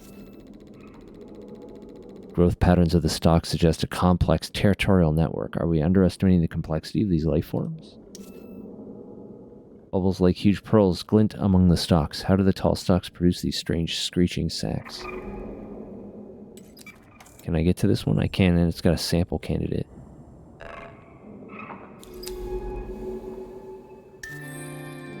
Signal stalk. Tall bubble-producing stalks that protect and monitor stalk colonies. I'm going to call these signal stalks for the signaling role they play in the stalk ecology. A key part of the stalk network that stretches across the reef.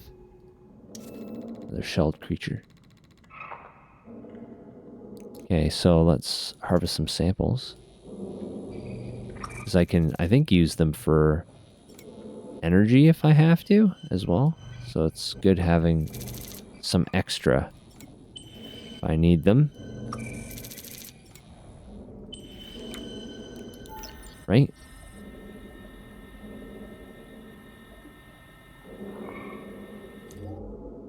Nope. Oh, because it shows what their content is. So these have oxygen content. And these are calcium hydroxide.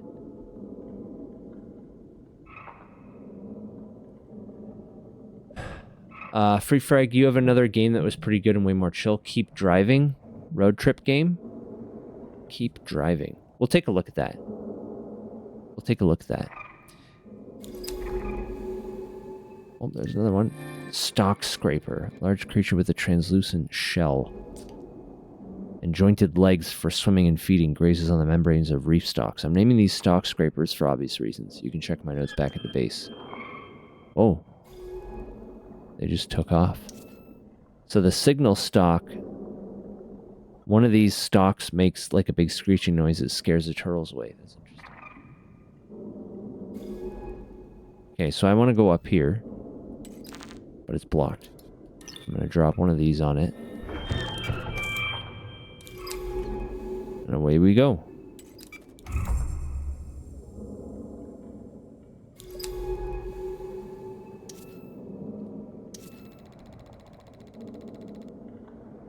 More bubble-producing stalks. Are they sentries designed for early warnings or last-ditch defenses of the colony's core? Clear path. East and west are stalks as far as the eye can see. They fade off into the silt like the towers of a miniature city.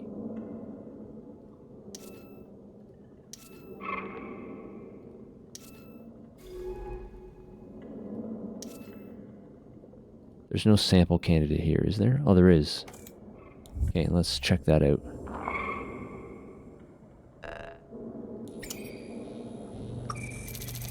Shrill sacks. Shrill sack. I mean, I might as well take them since I'm here. But I don't really need oxygen right now. I need energy. So I can see kind of citizen sleeper routes here, where I need to manage resources. Upper forest. This isn't a forest, but it carries the atmosphere of one, being immersed in interlocking natural processes of life and death. Okay, let's try clearing a space here.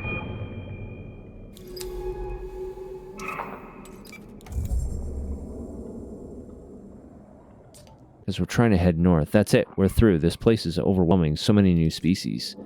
This is the central reef. I saw in Monet's maps that the shelf flattens out here. Piled stones. A set of smooth stones sitting together in a pile. Could a creature have gathered these here? Is this a nest? There's also another game that's about exploring an... Oh, what's that? Another agile creature. There's another game I have that I only played like 30 or 40 minutes of, but it is also about being stranded on an alien planet and having to, it's like a survival horror sci-fi kind of game that looked like it might be interesting too. The water beneath this outcrop feels cool, oceanic. Soft currents scrape sand from the rock face. Planet Crafter? No. No, not Planet Crafter. The one I was thinking of is called, it's in my library. I don't know what it would be under. New, maybe? Because I haven't played it. Solus Project? The Solus Project. S-O-L-U-S. You, like, crash land on a weird-ass fucking alien planet. And you're trying to discover what the hell's going on or something. No, it's not like a survival base builder game. It's more like you can scavenge for supplies that keep you alive or like make tools and stuff. It's not like a base building game.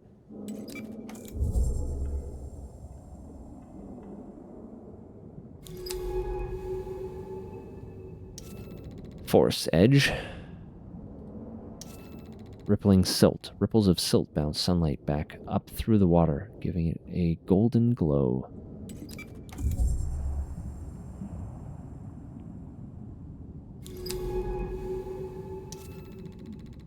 Center of the reef is flat and sandy, with few rocks to attach to. The stalks struggle to seed these waters. Thought I saw... Yep, there it is. Oh, no, I already have it scanned. There it is. I see the way station ahead. The way station set up by Mine Nomura. It's seen better days, but it still functions beneath the coating of stocks.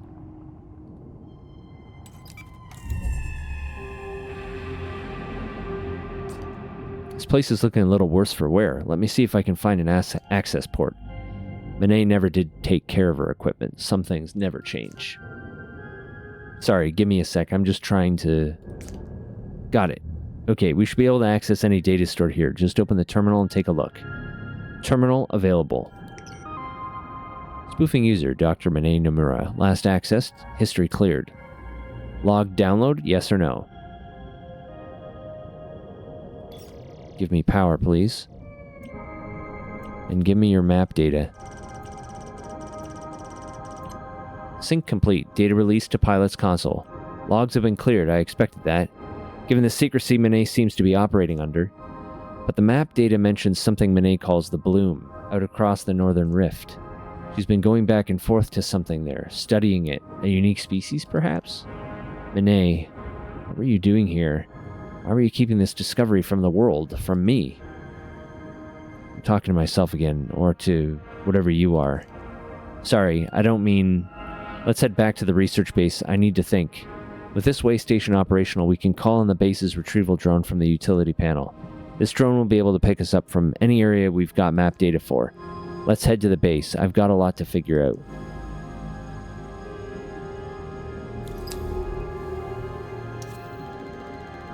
Sandy shelf. Smoothed pebbles. Blooming stalk.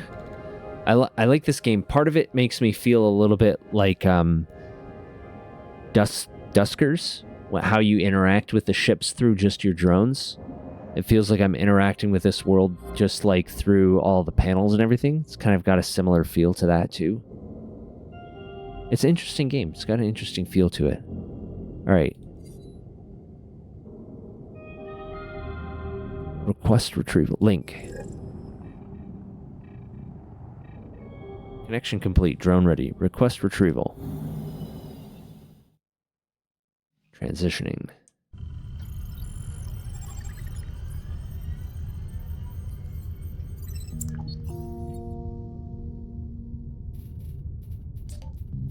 Hey, are you back online? Yes. Solace looks like a game you'll probably buy. Cool. Yeah, I never really got into it. Pretty sharp work for a biologist, if I do say so myself. Hooking up that strange casing of yours to the base took some work. And the OS here does not play nicely with whatever you are. But you should have access to select subsystems of the stack now. Monet looks to have repurposed some of them, so not everything is functional. Comms are shot, the generator is only partially working, and one of the retrieval drones is missing. But I booted up the dive bay's mapping systems and sample storage. The lab is also online with analysis tools and an integrated taxonomy for logging creatures. Take a look. I've already logged the creatures we discovered on our last dive. For any logged creatures, I'll also put sample requests in their taxonomy entries. To fulfill these requests, just find and transfer the samples to the lab, then analyze them. I can use that data to add to the creature study. We need to register these species. Head down to the lab level and take a look. I'll also mark sample requests on the dive map. That way we can grab key samples for our studies while we are out in the ocean. And we're going back out soon. While you were offline, I spotted a signal, a suit transponder. You can see its location on the dive map. I want to find it. A suit transponder means a suit, and a suit means Monet. I'll need your help. That suit takes both of us to pilot it, and it's the only one I've got. Once you're done exploring the base, load into the dive map. We can head out from there. Alright. It's got a sample store here. So I can just put all of my samples in, I guess. Maybe one of each.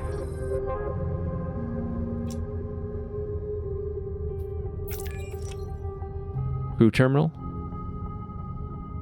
Life support.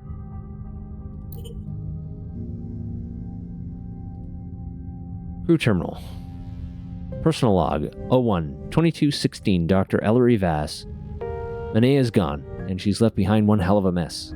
This base is falling apart, cannibalized to build way stations out in the ocean. The communications array sliced away, life support failing. Where did she even commandeer this research base from? There's no way Baikal would have supplied it willingly, after what she did to them.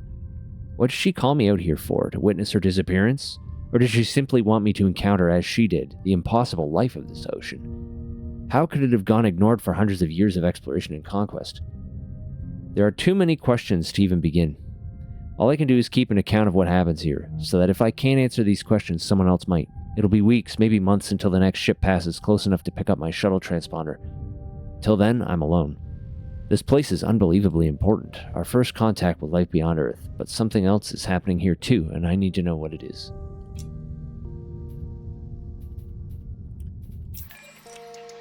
Comm signal antenna damaged. Automatic repair not possible. Off-site assistance needed. Lab. Biohazard lab activated. So here we can analyze some of these samples that we've got. Lab analysis complete. Taxonomy updated. Further analysis possible. Do it. It's got a different...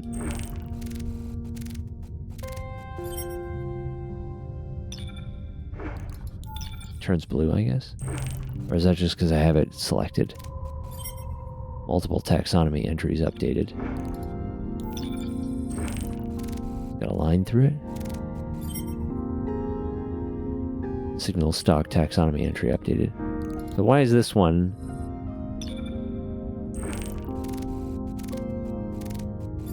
Further analysis possible. So do it. I just can't do that yet. Animalia novi. Arthropelta, jointed shells, stock scraper. So that's the animal kingdom. Maybe you need to study different samples of the same species. It's possible, yeah, that I need to get another sample and study it. Maybe that's what that means. Stock scrapers are large, translucent, shelled creatures with a distinctive swimming motion, which feed primarily on stock colonies. Surprisingly nimble, despite their size, stock scrapers use some of their modified limbs to swim through the water, and others to scrape away the chitinous membrane of the stalks. This is tolerated by the stalks to some degree, although they will also deploy shrill sacs to scare the scrapers away. Stock scrapers seem to be one of the more socially active of the reef creatures, and will call to each other when grazing or when frightened. Each specimen has a unique cloud pattern on its shell. I wonder how these are formed and what their significance is within communities. Behavior. Analysis of stock bark shows that it is chitin-based as suspected, containing glucose and high levels of polysaccharides. This makes it an ideal food source for the scrapers. But not only this, it makes stock membrane a vital substance for lichen scraper shell formation. The more stock membrane consumed, the larger and thicker the scraper shell will become, which explains the variance in scraper shell size and translucency. Going further, shells may also be markers of a stock scraper's importance within the community. A larger shell means a more effective grazer, and therefore a more preferable partner. Further analysis of scraper shells is needed to continue this line of inquiry. No theories, no sketch. Study completion is required to get a sketch. Oh, so it looks like there's a lot in each of these kingdoms, and there's another kingdom that we don't have yet. Animals, fungi, plants, bacteria.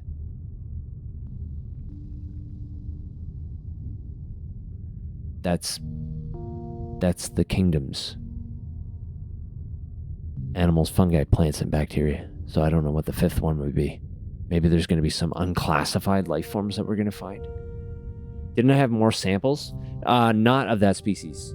No, I have a bunch of shrill sacs. I didn't have more from the... Actually, I don't think I had a sample from the the stock scrapers at all. Those are like the turtle-like things. Reef stalks are fungal life forms which take the form of a series of stalks and plates anchored to rocky substrates. Their chitin exterior ranges in color from dark amber to acid yellow, leading them to resemble oversized lichens. The outer membrane is marked with slits which expand and contract, producing a distinctive hum. These slits or pores also allow both the release of spores by each colony and the absorption of other colony spores. I'm using this term for ease, but are these really seeds or something else? Both the hum and the spore exchange seem to be part of a complex communication network between individual stalk patches or colonies. However, like earth fungi, the visible part of these stalks may only be a small part of their overall mass. What networks might connect these colonies beneath the ground? Maybe they form some kind of clonal intelligence as well. Analysis of stalk spores has revealed a rich cocktail of compounds unique to each spore, some of which are previously unknown to human chemistry. This aspect of the spores and their noticeable exchange between colonies of stalks suggests that these chemical cocktails are part of an information exchange network. However, some of these spores also appear to be true spores used for the asexual reproduction of stalk colonies, suggesting the information-carrying spores are adapted or modified reproductive spores. Analysis also suggests that stalk colonies may possess a high level of intelligence and cognition, that the messaging provided by the spores is nuanced, and even subjectively unique to each colony. Patterns across multiple spores from a single colony even suggest a chemical signature processed by each stock group. Could these be thought of as stock names? No theories or sketch. No plants. No bacteria. So those are the only taxonomy. Whoop. How do I get out of here? Like that? Yeah, because I have the stock spore here. But when it says, like, further analysis is possible, I'm guessing I need more of them. But I only have duplicates of the shrill sac right now. So I should keep another stock spore. But she also said something about leaving markers on the map. Med subject. Medical assessment due. Generator active, running at 34% effective. Tidal turbines active, core stable.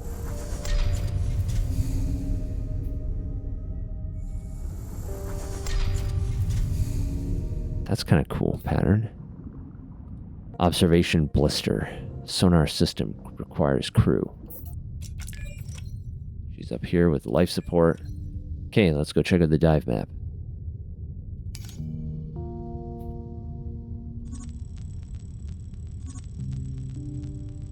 Okay, so that's the way station we came from.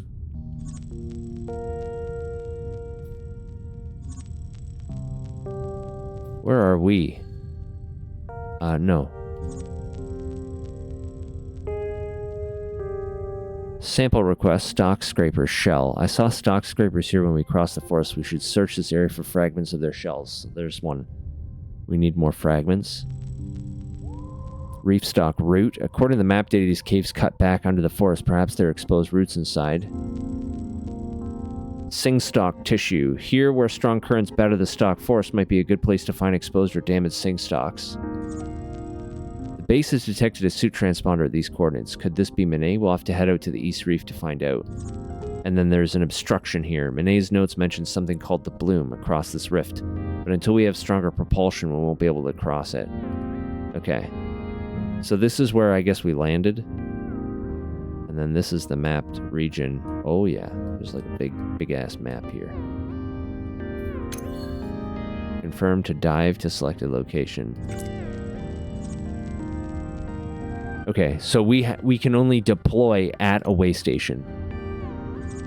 And then we have to navigate manually from there to these other locations.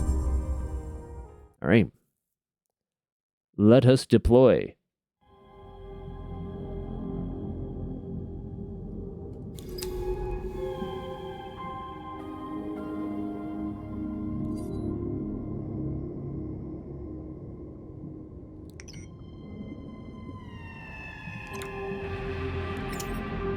Terminal is available.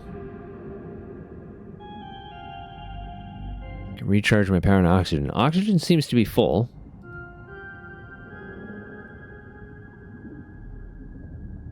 So we can go back and try to get a stalker shell, I guess. Might as well go this way. I don't think we went this way before anyway, because I think we came up from the southeast there. Metal debris. It looks like Manet has had to salvage parts of the base to build what she needed to survive. She must have been here many months before I arrived.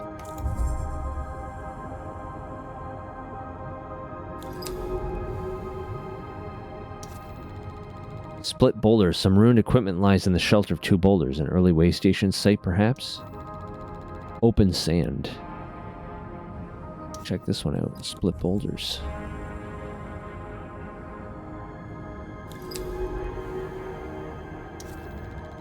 More open sand. I think the stalker shell stuff's down here. scraper or whatever. Scraper shells. Glittering stock.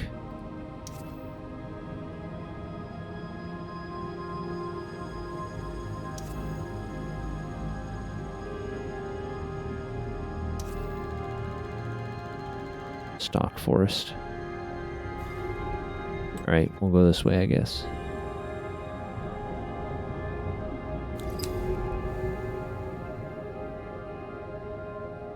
Can I can't open my map, I don't think. M? No. What do we got here? Unlike in the southern reef, the stalks here are ordered in curving rows, tightly packed and evenly spaced. Right, it's blocked.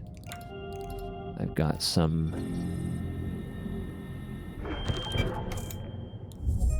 things I can deploy. Oh, what's that? A bloated stalk. If you go back to the other point, you think it states sample under the headline? Oh, like it'll say here whether or not there's a sample. Yeah, because here it says sample candidate. That's right. The growth is bloated and distended. The panels have chitin bulging outwards, and between the seams something flows within. Alright, let's get up close here, I guess. Yeah, this one has another sample candidate.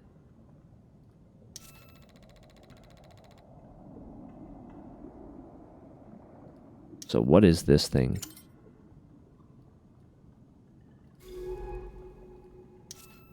It says there's a sample candidate here.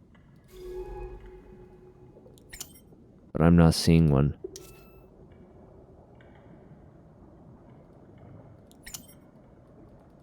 Yeah, I don't see any samples here. What if I use this on it? Oh! Yeah, that did it. Microbial.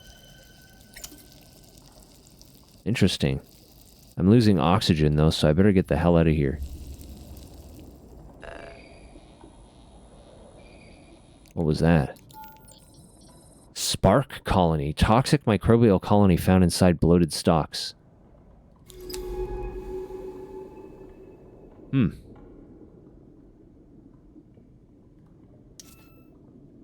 It's another signal stock here. These are going to give me more shrill sacks. I mean, I might as well. I can always just dump them. But it's better to have too many than not enough. Especially if I get locked in somewhere. And I can use them to recover some oxygen if need be. Maybe I should do that and see how much I get. Yeah, full.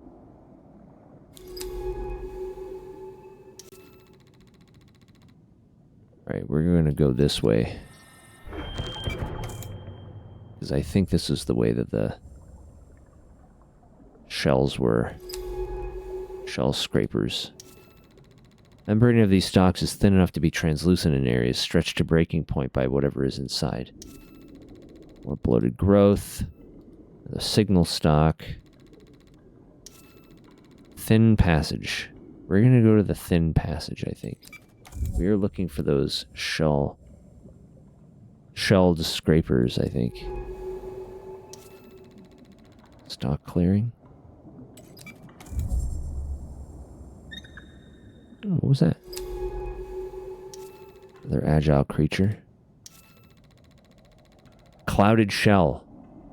Ah. This might be the sample we were looking for. Yeah. Yeah, it is. Animal shell. Clouded shell, a piece of creature's shell with a cloud pattern. Right.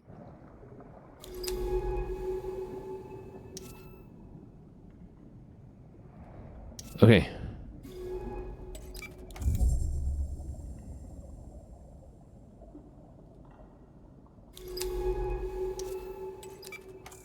We can go check out maybe that weird cavern with the corroded rocks, though I'm pretty sure I have a good idea what corroded them. Is these guys when they blow up.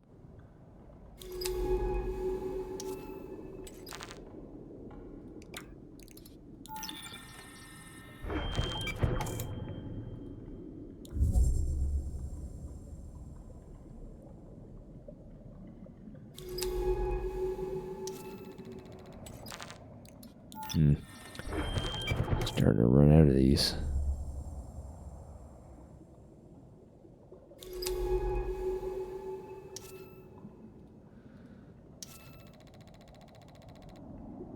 Sandy clearing.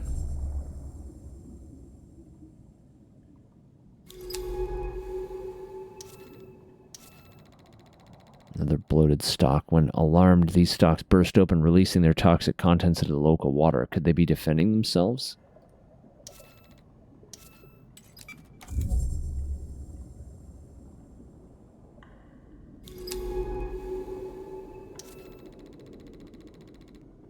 If these stalks are isolating the bloats, perhaps it's because they're dangerous to the colony itself. Pulsing, pumping rhythm of these stalks' contractions suggests that some process is happening inside them. Is that a... Man, I am down to my last couple here. How does it clear a path? Does it kill them? No, I think it just frightens them. Like it creates a sonic... a noise and they like withdraw into the ground. Because it just makes a noise. It doesn't do anything other than that.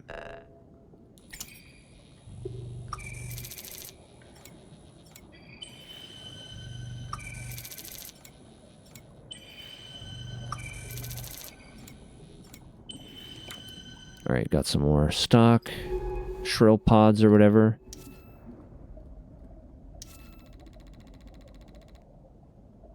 Bloated stalks seem to be precisely spaced out between the stalks. Are we damaging this colony by disturbing them? Well, we only disturbed one of them.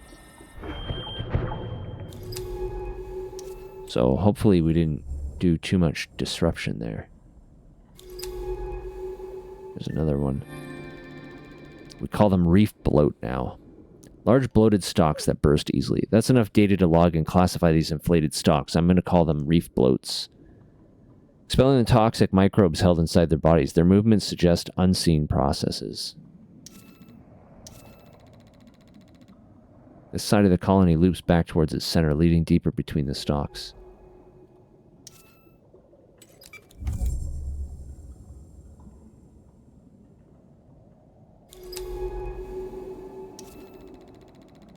Seems unlikely the bloats are simply individually diseased stalks. Their growth patterns suggest a system, a process.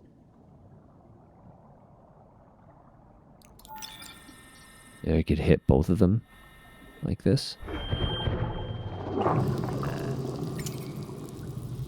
Get my sample and get the hell out of here quick, though.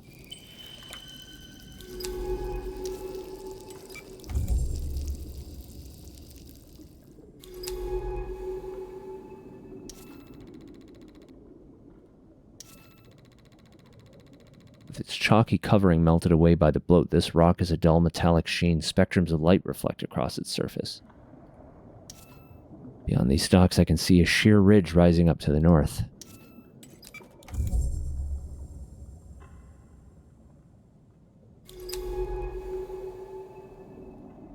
I don't want to get too...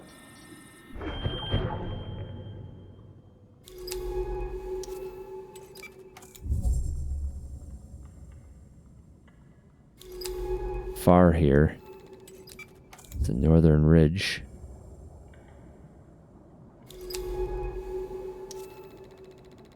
Tucked into the side of this corroded rock, a pile of stones with wormholes sit in the sand. Within a hole, something glitters. Ooh. Let's go check. Oh. Got an agile creature. Notice smaller spotted variants of these creatures. Another species, or perhaps sexual dimorphism. These might be the males. Oxygen went down a tick. Yeah, we took oxygen damage sitting in those toxic spores. I think because like filtration system or whatever. Another signal stalk, which I do need. Behind this tall stalk, layers of thick growth surrounding a maze of rocks blocking the passage back east. All right, we'll go and grab some more of these shrill pods, shrill sacks. And then we will head back.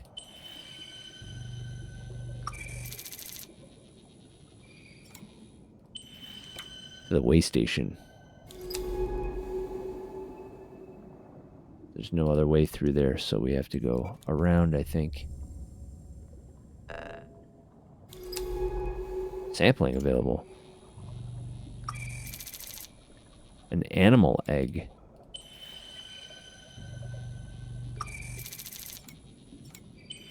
Delicious.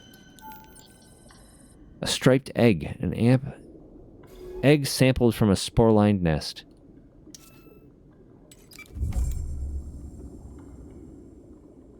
Sorry I stole your eggs. It's for science. Oh, I can pick a direction this way. Nice.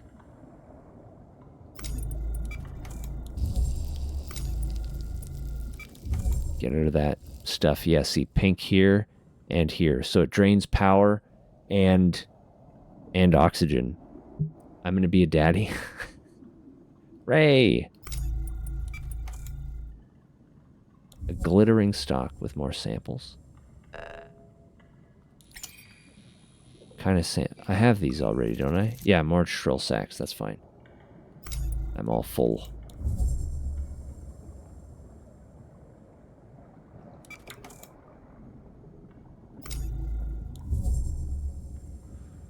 I don't want to blow up any more of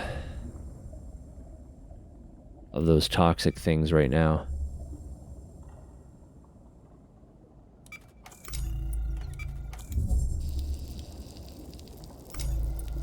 Ah, shit, the way behind me closed.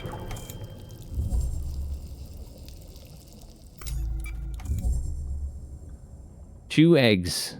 That's right. I got breakfast. Bringing home some breakfast. Now we just need reef bacon.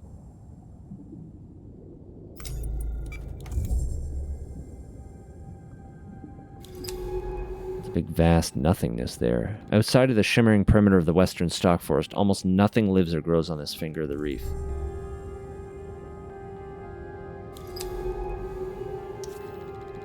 Calm waters. The central reef way station lies within a bubble of calm, but just to its north is a massive rift. Brings strong currents through the reef.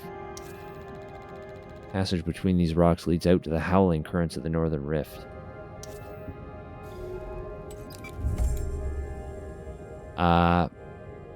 Yeah, I'll probably hash them. I'm not going to eat them. I'm not gonna...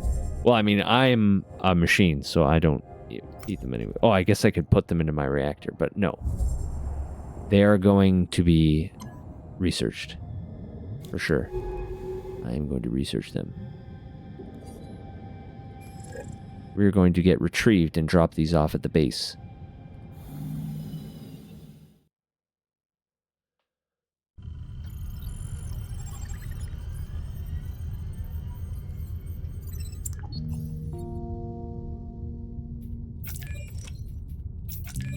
Lab. How do I put stuff away again?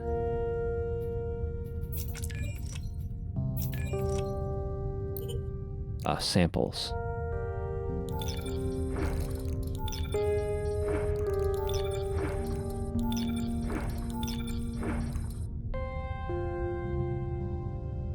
Okay.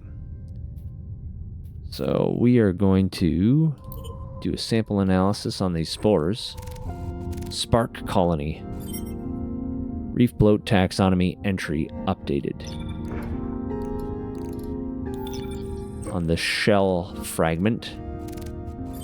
Stock scraper taxonomy updated.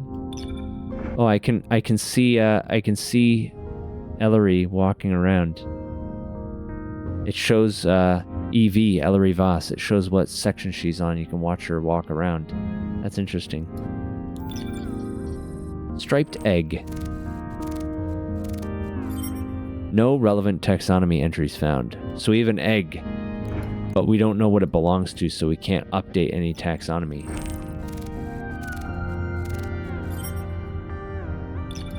What was that again? Stock spores.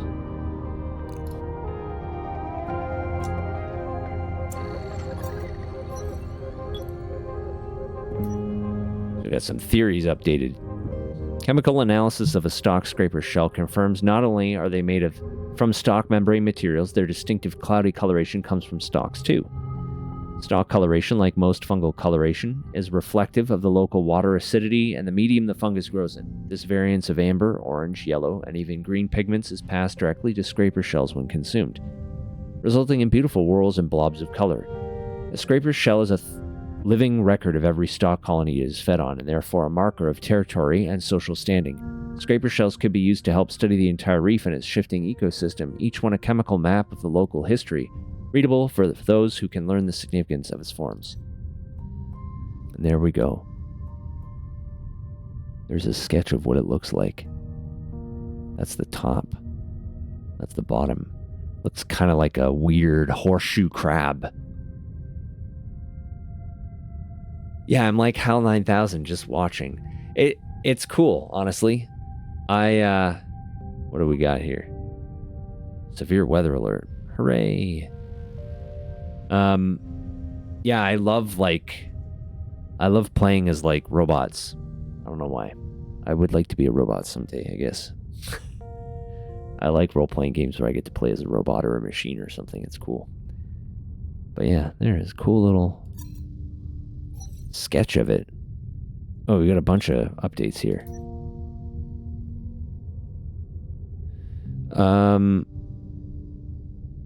I thought we already had that one. Did I not read that, I guess?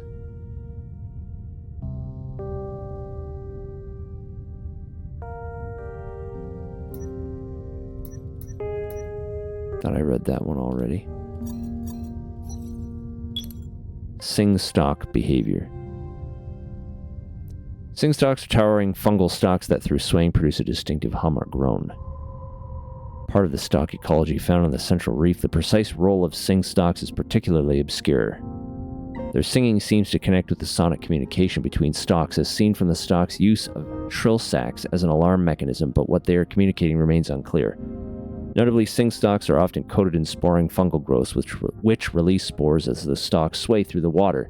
These spores, released high up in the water column, cover a large area of the reef. There's something tree-like in the structure of the sing stalks, so much so that they give the impression of an underwater fungal forest, strange and yet familiar. Analysis of the stalk bark sample has given some new insight into the sing stalks. Their entire biology is compressed into the chitin plates that surround each specimen. They are completely hollow. In fact, rather than being a single large stalk, sing stalks are actually many spirally entwined stalks which weave together to form a pillar-like shell. The scraping of these stalks as they move against one another produces the stalk's harmonic hum, which may not be a form of communication with other colonies as first thought, and instead a kind of internal metronome, there to synchronize the movements of each individual stalk within the weave of stalks. But if the sing stalks are the bark that surrounds them, this brings with it a new question. What do sing stalks contain? Further analysis is needed.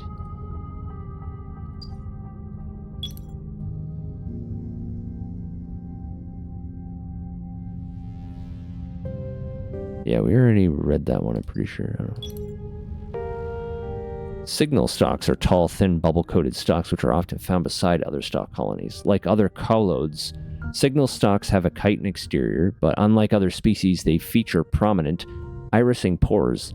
That's the name of the Collodia. It's the name of the family. But unlike other species, they feature prominent irising pores that allow them to produce the large bubbles I have named shrill sacs. Through this, signal stalks act like the protectors of stalk colonies, their shrill sacs breaching when predators approach, resulting in a warning screech that causes nearby stalks to retract. That's what you're asking about, Smork.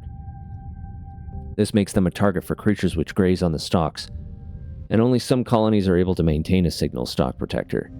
But how do these stalks produce their bubbles, and what dictates their growth patterns? Further analysis of their physical products and structure should help. Behavior. Shrill sac laboratory analysis shows they are formed from a coating of mucus, sealed around a pressurized mix of oxygen and carbon dioxide.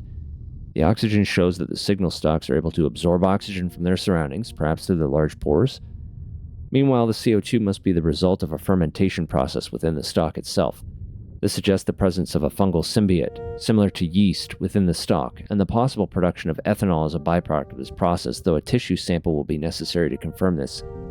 Shrill sac production, meanwhile, seems to be a precise art. The pressurization, gas mix, and size of each shrill sack, can differ from stock to stock, meaning that warnings can be directed to particular colonies and even individual stocks if necessary. And reef bloat. Reef bloats are large bloated stalks that can be found at the western border of the reef. Intimidating in their size and distorted shape, they resemble inflated sporing mushrooms covered in nodules of rampant fungal growth. Their membrane, which is stretched by the bloating process to an almost translucent sheen, is darker than a typical stalk, making the stalks themselves a shade of sickly orange. What role the bloats play in the reef stalk network is not immediately obvious, but their pulsing, pumping motion suggests that the bloats are either processing or producing the toxic microbes that are contained within their fragile membranes. Without analyzing the microbial colonies themselves, this will be difficult to ascertain. Laboratory analysis of the microbial colonies found within the reef bloats, spark colonies as I have come to call them, shows that these microbes are not of a group typically associated with stalk colonies. In fact, spark colonies appear to be made up of highly modified algae, with a wide metabolic range able to consume carbon dioxide, oxygen, metal, and toxic compounds with equal ferocity when supplied with a source of light. When metabolizing these substances, spark colonies produce a regular flow of charged electrons, making them ideal for use within a microbial fuel cell, or MFC. Their suitability for this use is suspicious. Are these really naturally occurring microbes? Why are they found only within reef bloats? Something isn't right here. Some foreign infectious agent, perhaps. Interesting. Alright. Anything new from EV? Any new logs? No. Alright. So, stored up a bunch of stuff, and we can head back out. We went all the way down there. They want more reef bloat. I think we're going to head east. We should be able to nip at these two on our way through these caverns here, or ravines maybe. So that's what we're going to do. Before we're done the stream here. Make it a little further.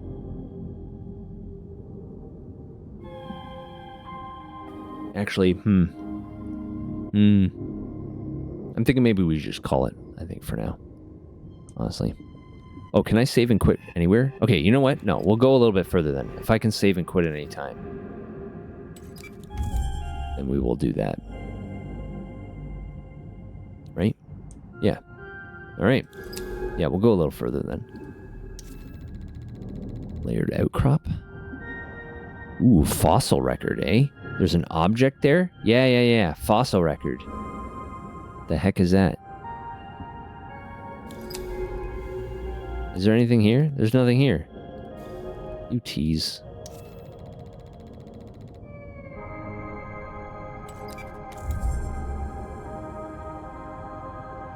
Had me thinking there was a fossil. Shadows of these huge outcrops. This pass leads toward the rift at the north edge and its fast-moving waters, but we want to go south and down a little bit. Towering outcrop. Oh, there's a little bit more fungus there. More signal stalks. Might as well pick up some more samples while we're doing this.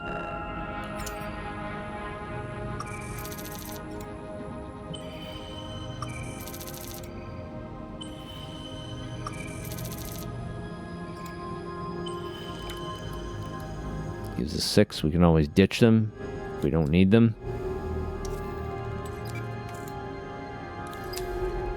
What is this?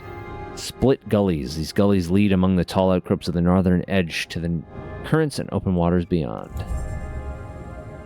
Alright, and we wanted to go southeast here. Let's make our way east to the source of that transponder signal. I was thinking the same thing. I don't know what to expect. The transponder is Manet's. There's some history between us, but I haven't seen her in years. Not since... Look, you don't need to worry about it. Let's just find her. I'm an AI. Gully opening. I think there's something down to the south here. There, look. A cave entrance cut into the side of the rift.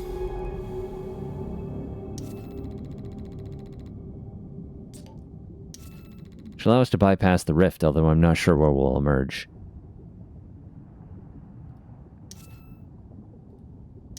Is that where the... I think there was a sample down here. Ish, in this area. Is it down? I think it's down and then just south a little bit.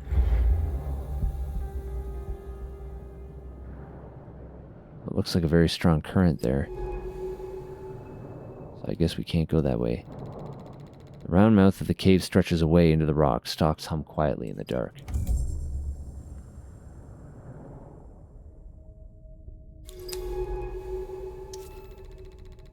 Strange evenness to the walls of this cave, almost as if it was a vast borehole drilled into the reef. An unnatural cave. More reef stalks. Stalks even seem to get down here. Perhaps they are less reliant on sunlight than I initially thought.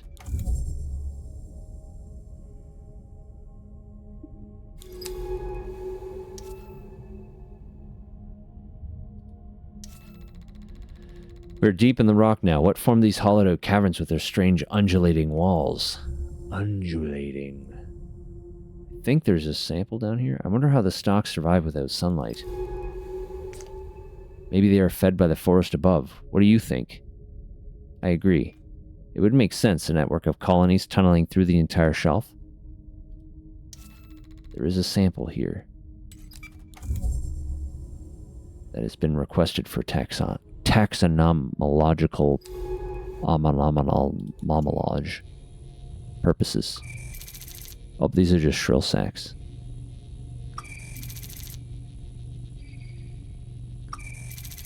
No, those aren't the ones I want. There's a sample candidate. Caven has severed some sections of the stalk's root network, stretching down from the forest above. That's what I want. I want those roots.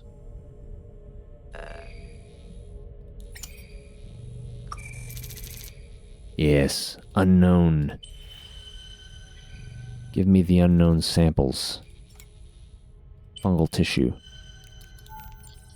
Stalk root. A tangle of silken roots from a stalk colony. Carbon enriched. I could use them for fuel also.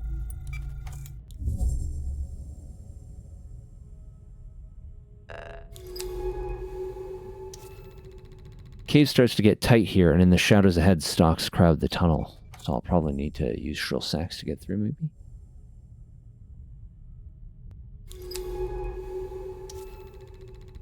They're thick and intertwined. Underground in the stark light of the headlamps, they resemble brittle, oversized worms. And yes, I do. Pop.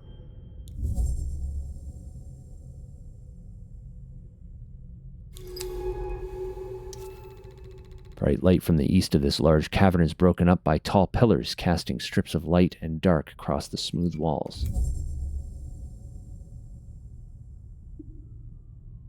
And then there was another thing, maybe on the other side, to the south. There was another thing to the south down here. Pillars punctuate the cavern, stalks crowded around their bases. They support the vast weight of the reef above.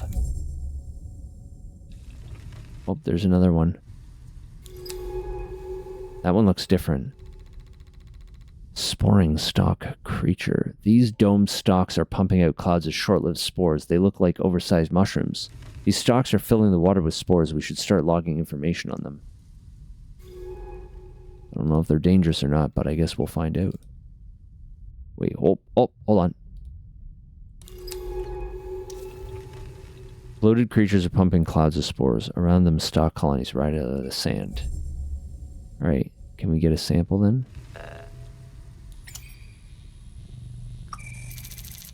Fungal.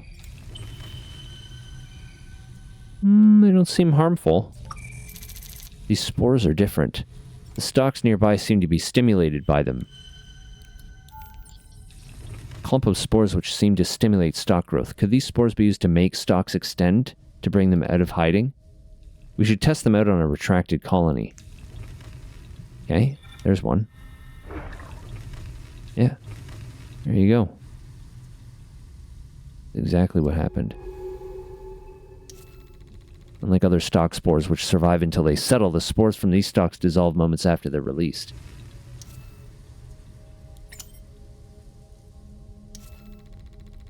Stalks seem to be shriveling up. Is it because they are too exposed to the rift's withering currents?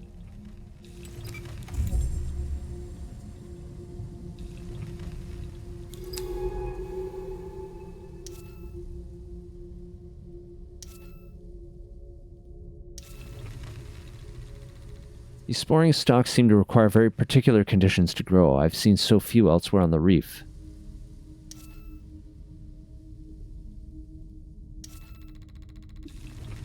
Large growths seem to be sustaining this colony with their spores. Perhaps they carry nutrients, even chemical signals. We're going to go get another sample, I think.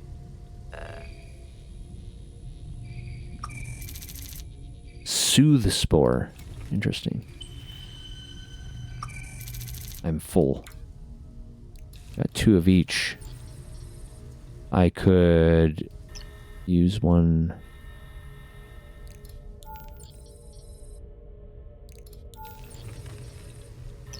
Might as well fill one up here and then grab another sample. All right.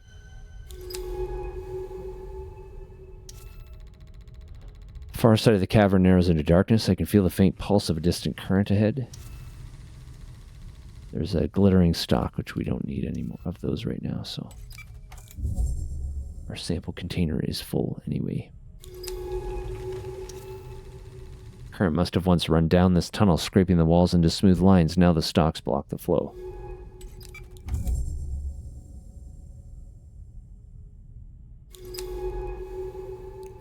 Right.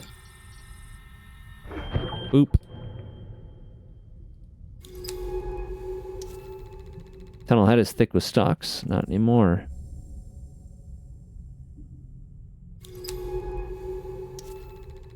Light filters in from a large opening, making the spores drifting in the water glitter like sparks. Another signal stalk. Might as well take one while we're here. Look, those stalks in the cave mouth there are retracted. Perhaps if we could make them extend, they would block the current. I see. Strong currents. The northern current. Blocking it will help us pass. Alright, so we use these soothe spores on them.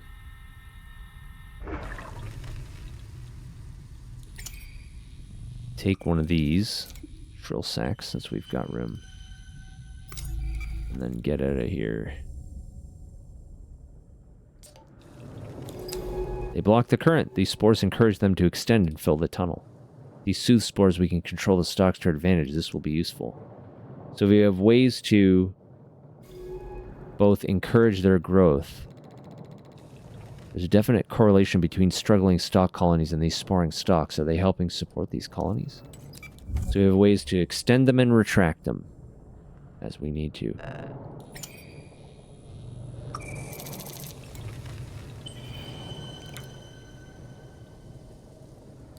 Feel like maybe I should get rid of one of these and take one more of these, because I need some for samples, but I'm also using them to navigate around. Tucked into the rift wall, the shelf allows protection from fast-flowing water. Look out on the rift, a retracted stalk colony. If we can get them to extend, they'll provide shelter from the current.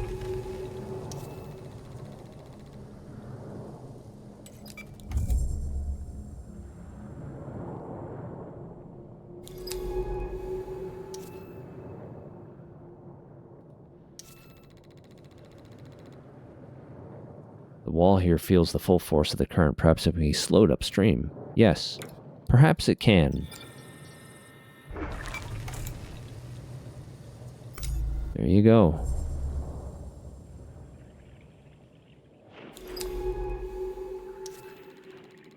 Even this close to the wall, the darkness of the deep rift is intimidating. A huge slit in the face of this world. How deep does it go? I don't want to know. The current can be slowed or navigated. This is the place to do it, where the rift narrows and a gap opens up on both sides.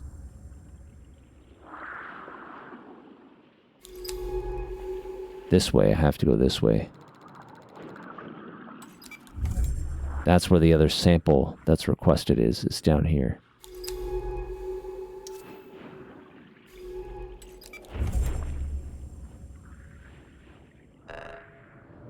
Sampling? Oh, that's more of those things, but I want another one. Wait a minute. Is this where I came from?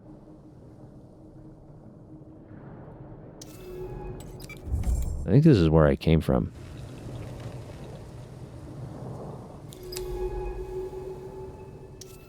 Ah.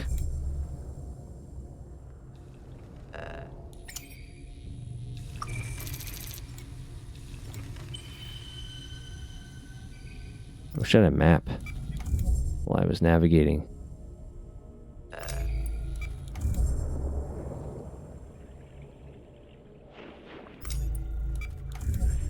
think I have to block this one off too.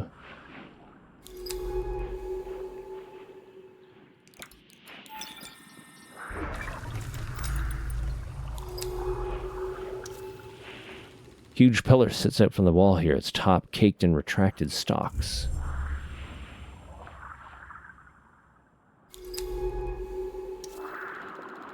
Small opening in the wall provides a little shelter from the howling rift, allowing some stalks to take up root here.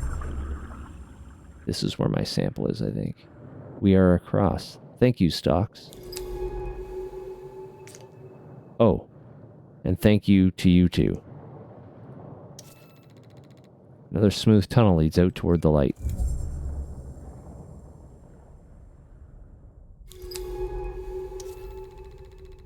Circle of warm light shows this tunnel opens out into the upper shelf. What lies above? Let's go find out.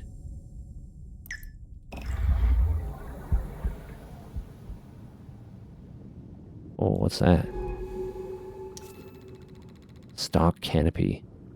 Stalks are twisted together into a huge canopy. Incredible. They're pulsing as the pores across their surface open and close.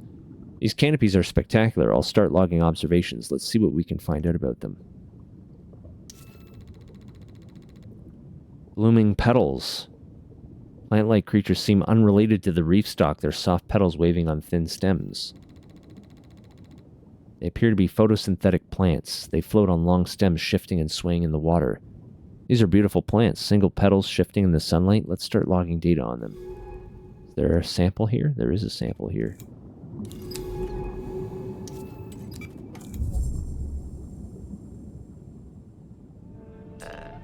Feels good to be out in the sunlight again. Let's head northeast along the finger of this reef. The transponder is at the tip.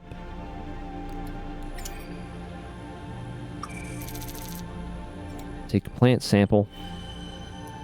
I want to take more than one. So I guess I'm going to ditch a shrill sack. I'm just going to boop.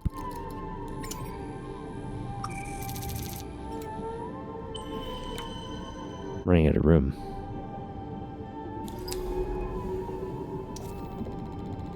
While each plant seems to have a single wide petal, they group together, forming fields of blooms, all angled toward the sun. A colony of stalks has twisted itself tightly across this gap in the rocks. Could they be protecting something? Let's go find out. Oh, it's blocked. Don't! I should have just dropped it up there then. Whatever. Can I get over to the canopy? I can. Where the rock shelf has fallen away into the rift, the roots of the canopy above have been exposed. We could sample them here. Let's do it. Is the next way back to the ship nearby? I don't know. I have to find a way station. There might... I think there is. I think that right there is the way station. There's a little square there. So I think we're okay.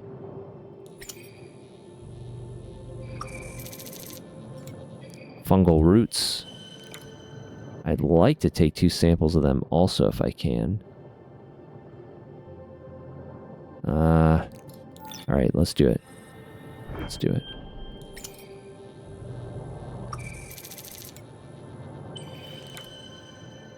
Alright. I am very much full of samples.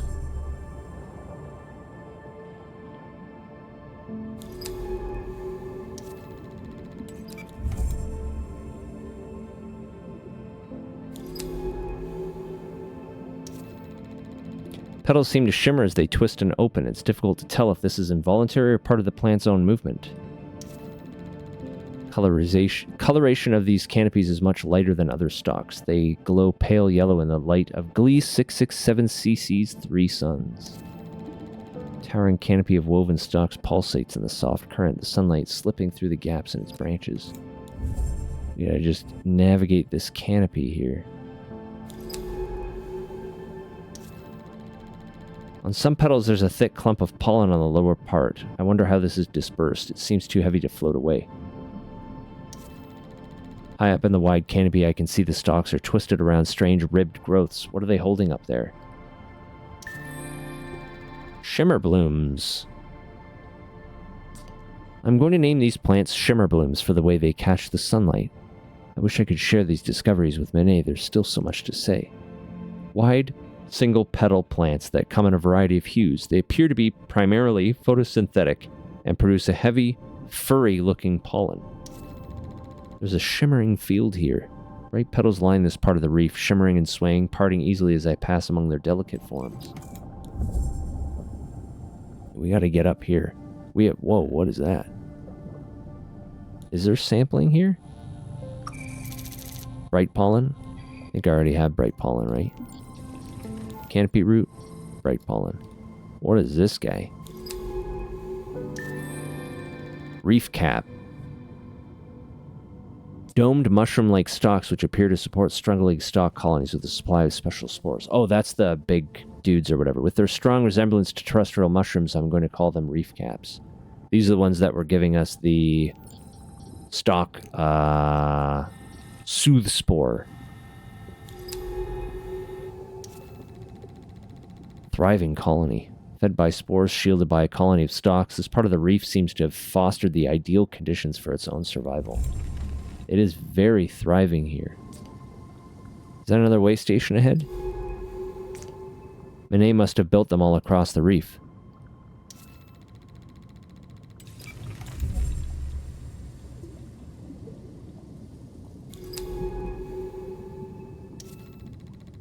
The canopy has many gaps between its higher stalks, as if something has fallen out or been removed from it. Scattered shadows of golden canopies and knee-deep in shimmering petals, this way station sits silent. In we go. We have a lot of samples to drop off. Okay, open up the terminal, see what data we can scrape from this place. Log download. Give me my power, please. Zoop, zoop, zoop, zoop. Map data. Sync complete. Data released to pilot's console. The log suggests Manet was using this as some kind of staging ground for expeditions over the drop-off. She was looking for something out in the ocean, something deep, from the descents she logged here. Manet doesn't do things at random. The way stations, the research base, this is calculated. I feel like we were already 10 steps behind her and we barely even started. Let's get to that suit transponder. It isn't far from here. If we head straight north to the shelf's edge, it should be there. Okay, but I am going to get retrieved before we do that, because we have a lot of samples to hand in.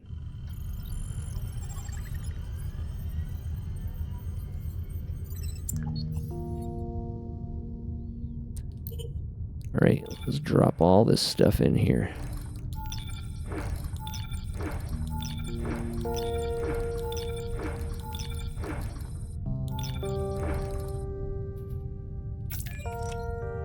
All right. We have some basic taxonomy for some of the new stuff that we found. Reef cap. Large dome stalks, which like terrestrial mushrooms, release spores from gills on the underside of the cap. In the wider stalk ecology, reef caps appear to play the role of emergency response, growing in areas where the stalk colonies are failing or are heavily predated upon and proceeding to shower them with spores. However, these spores seem to differ from those released by other species of stalk, in that they quickly dissolve when expelled. Analyzing these spores is important to better understand the reef cap's role. Are they reproductive spores tasked with adding newly seeded stalks to existing colonies? Or nutrient spores intended to boost the health of dying or diseased individuals? And then we have our first plant species. Shimmer blooms are single-petaled plants found primarily in the sheltered waters of the East Reef. As they produce pollen as well as photosynthesize, I have classified the visible portion of these plants as petals, though they could also be thought of as leaves, serving both functions simultaneously. Shimmer blooms can be green like most terrestrial plants, however they can also be found to be yellow, red, or purple in color. The image of a patch of blooms is a beautiful one, and as they shift in the soft currents, they often seem to shimmer. The lower part of their single petal features many small stamens, which produce a fluffy clumped pollen. Analysis of this pollen may provide some insight into the life cycle, which we will do next time. Tomorrow, I guess. I'll play some more of this tomorrow morning. It's fun. It's very calm and soothing. And interesting. And I like playing a robot and exploring with the little lady scientist in me. All right. Anyway, yeah, I'll be back tomorrow morning for our Saturday morning Subnautica-like stream. Okay. Smork, Free Frag, thanks for coming by and hanging out with me tonight. I really appreciate your company. I hope you enjoyed the ending of Sanabi there as well. Okay. Yeah, okay, awesome. Look forward to see you, Smork. You be good too, Free Frag. Both of you be good. You won't be around tomorrow? Okay. Well, I will post it up on YouTube as usual when I'm done. All right. Have a great night. Smork, enjoy your weekend. Free Frag, hope to see you tomorrow. If not, that's okay too. But you both be good. Take care of each other, everyone who's watching. Take care of yourselves. Have a great night. Okay, see you tomorrow. Hi. See ya. See ya. Have a great night.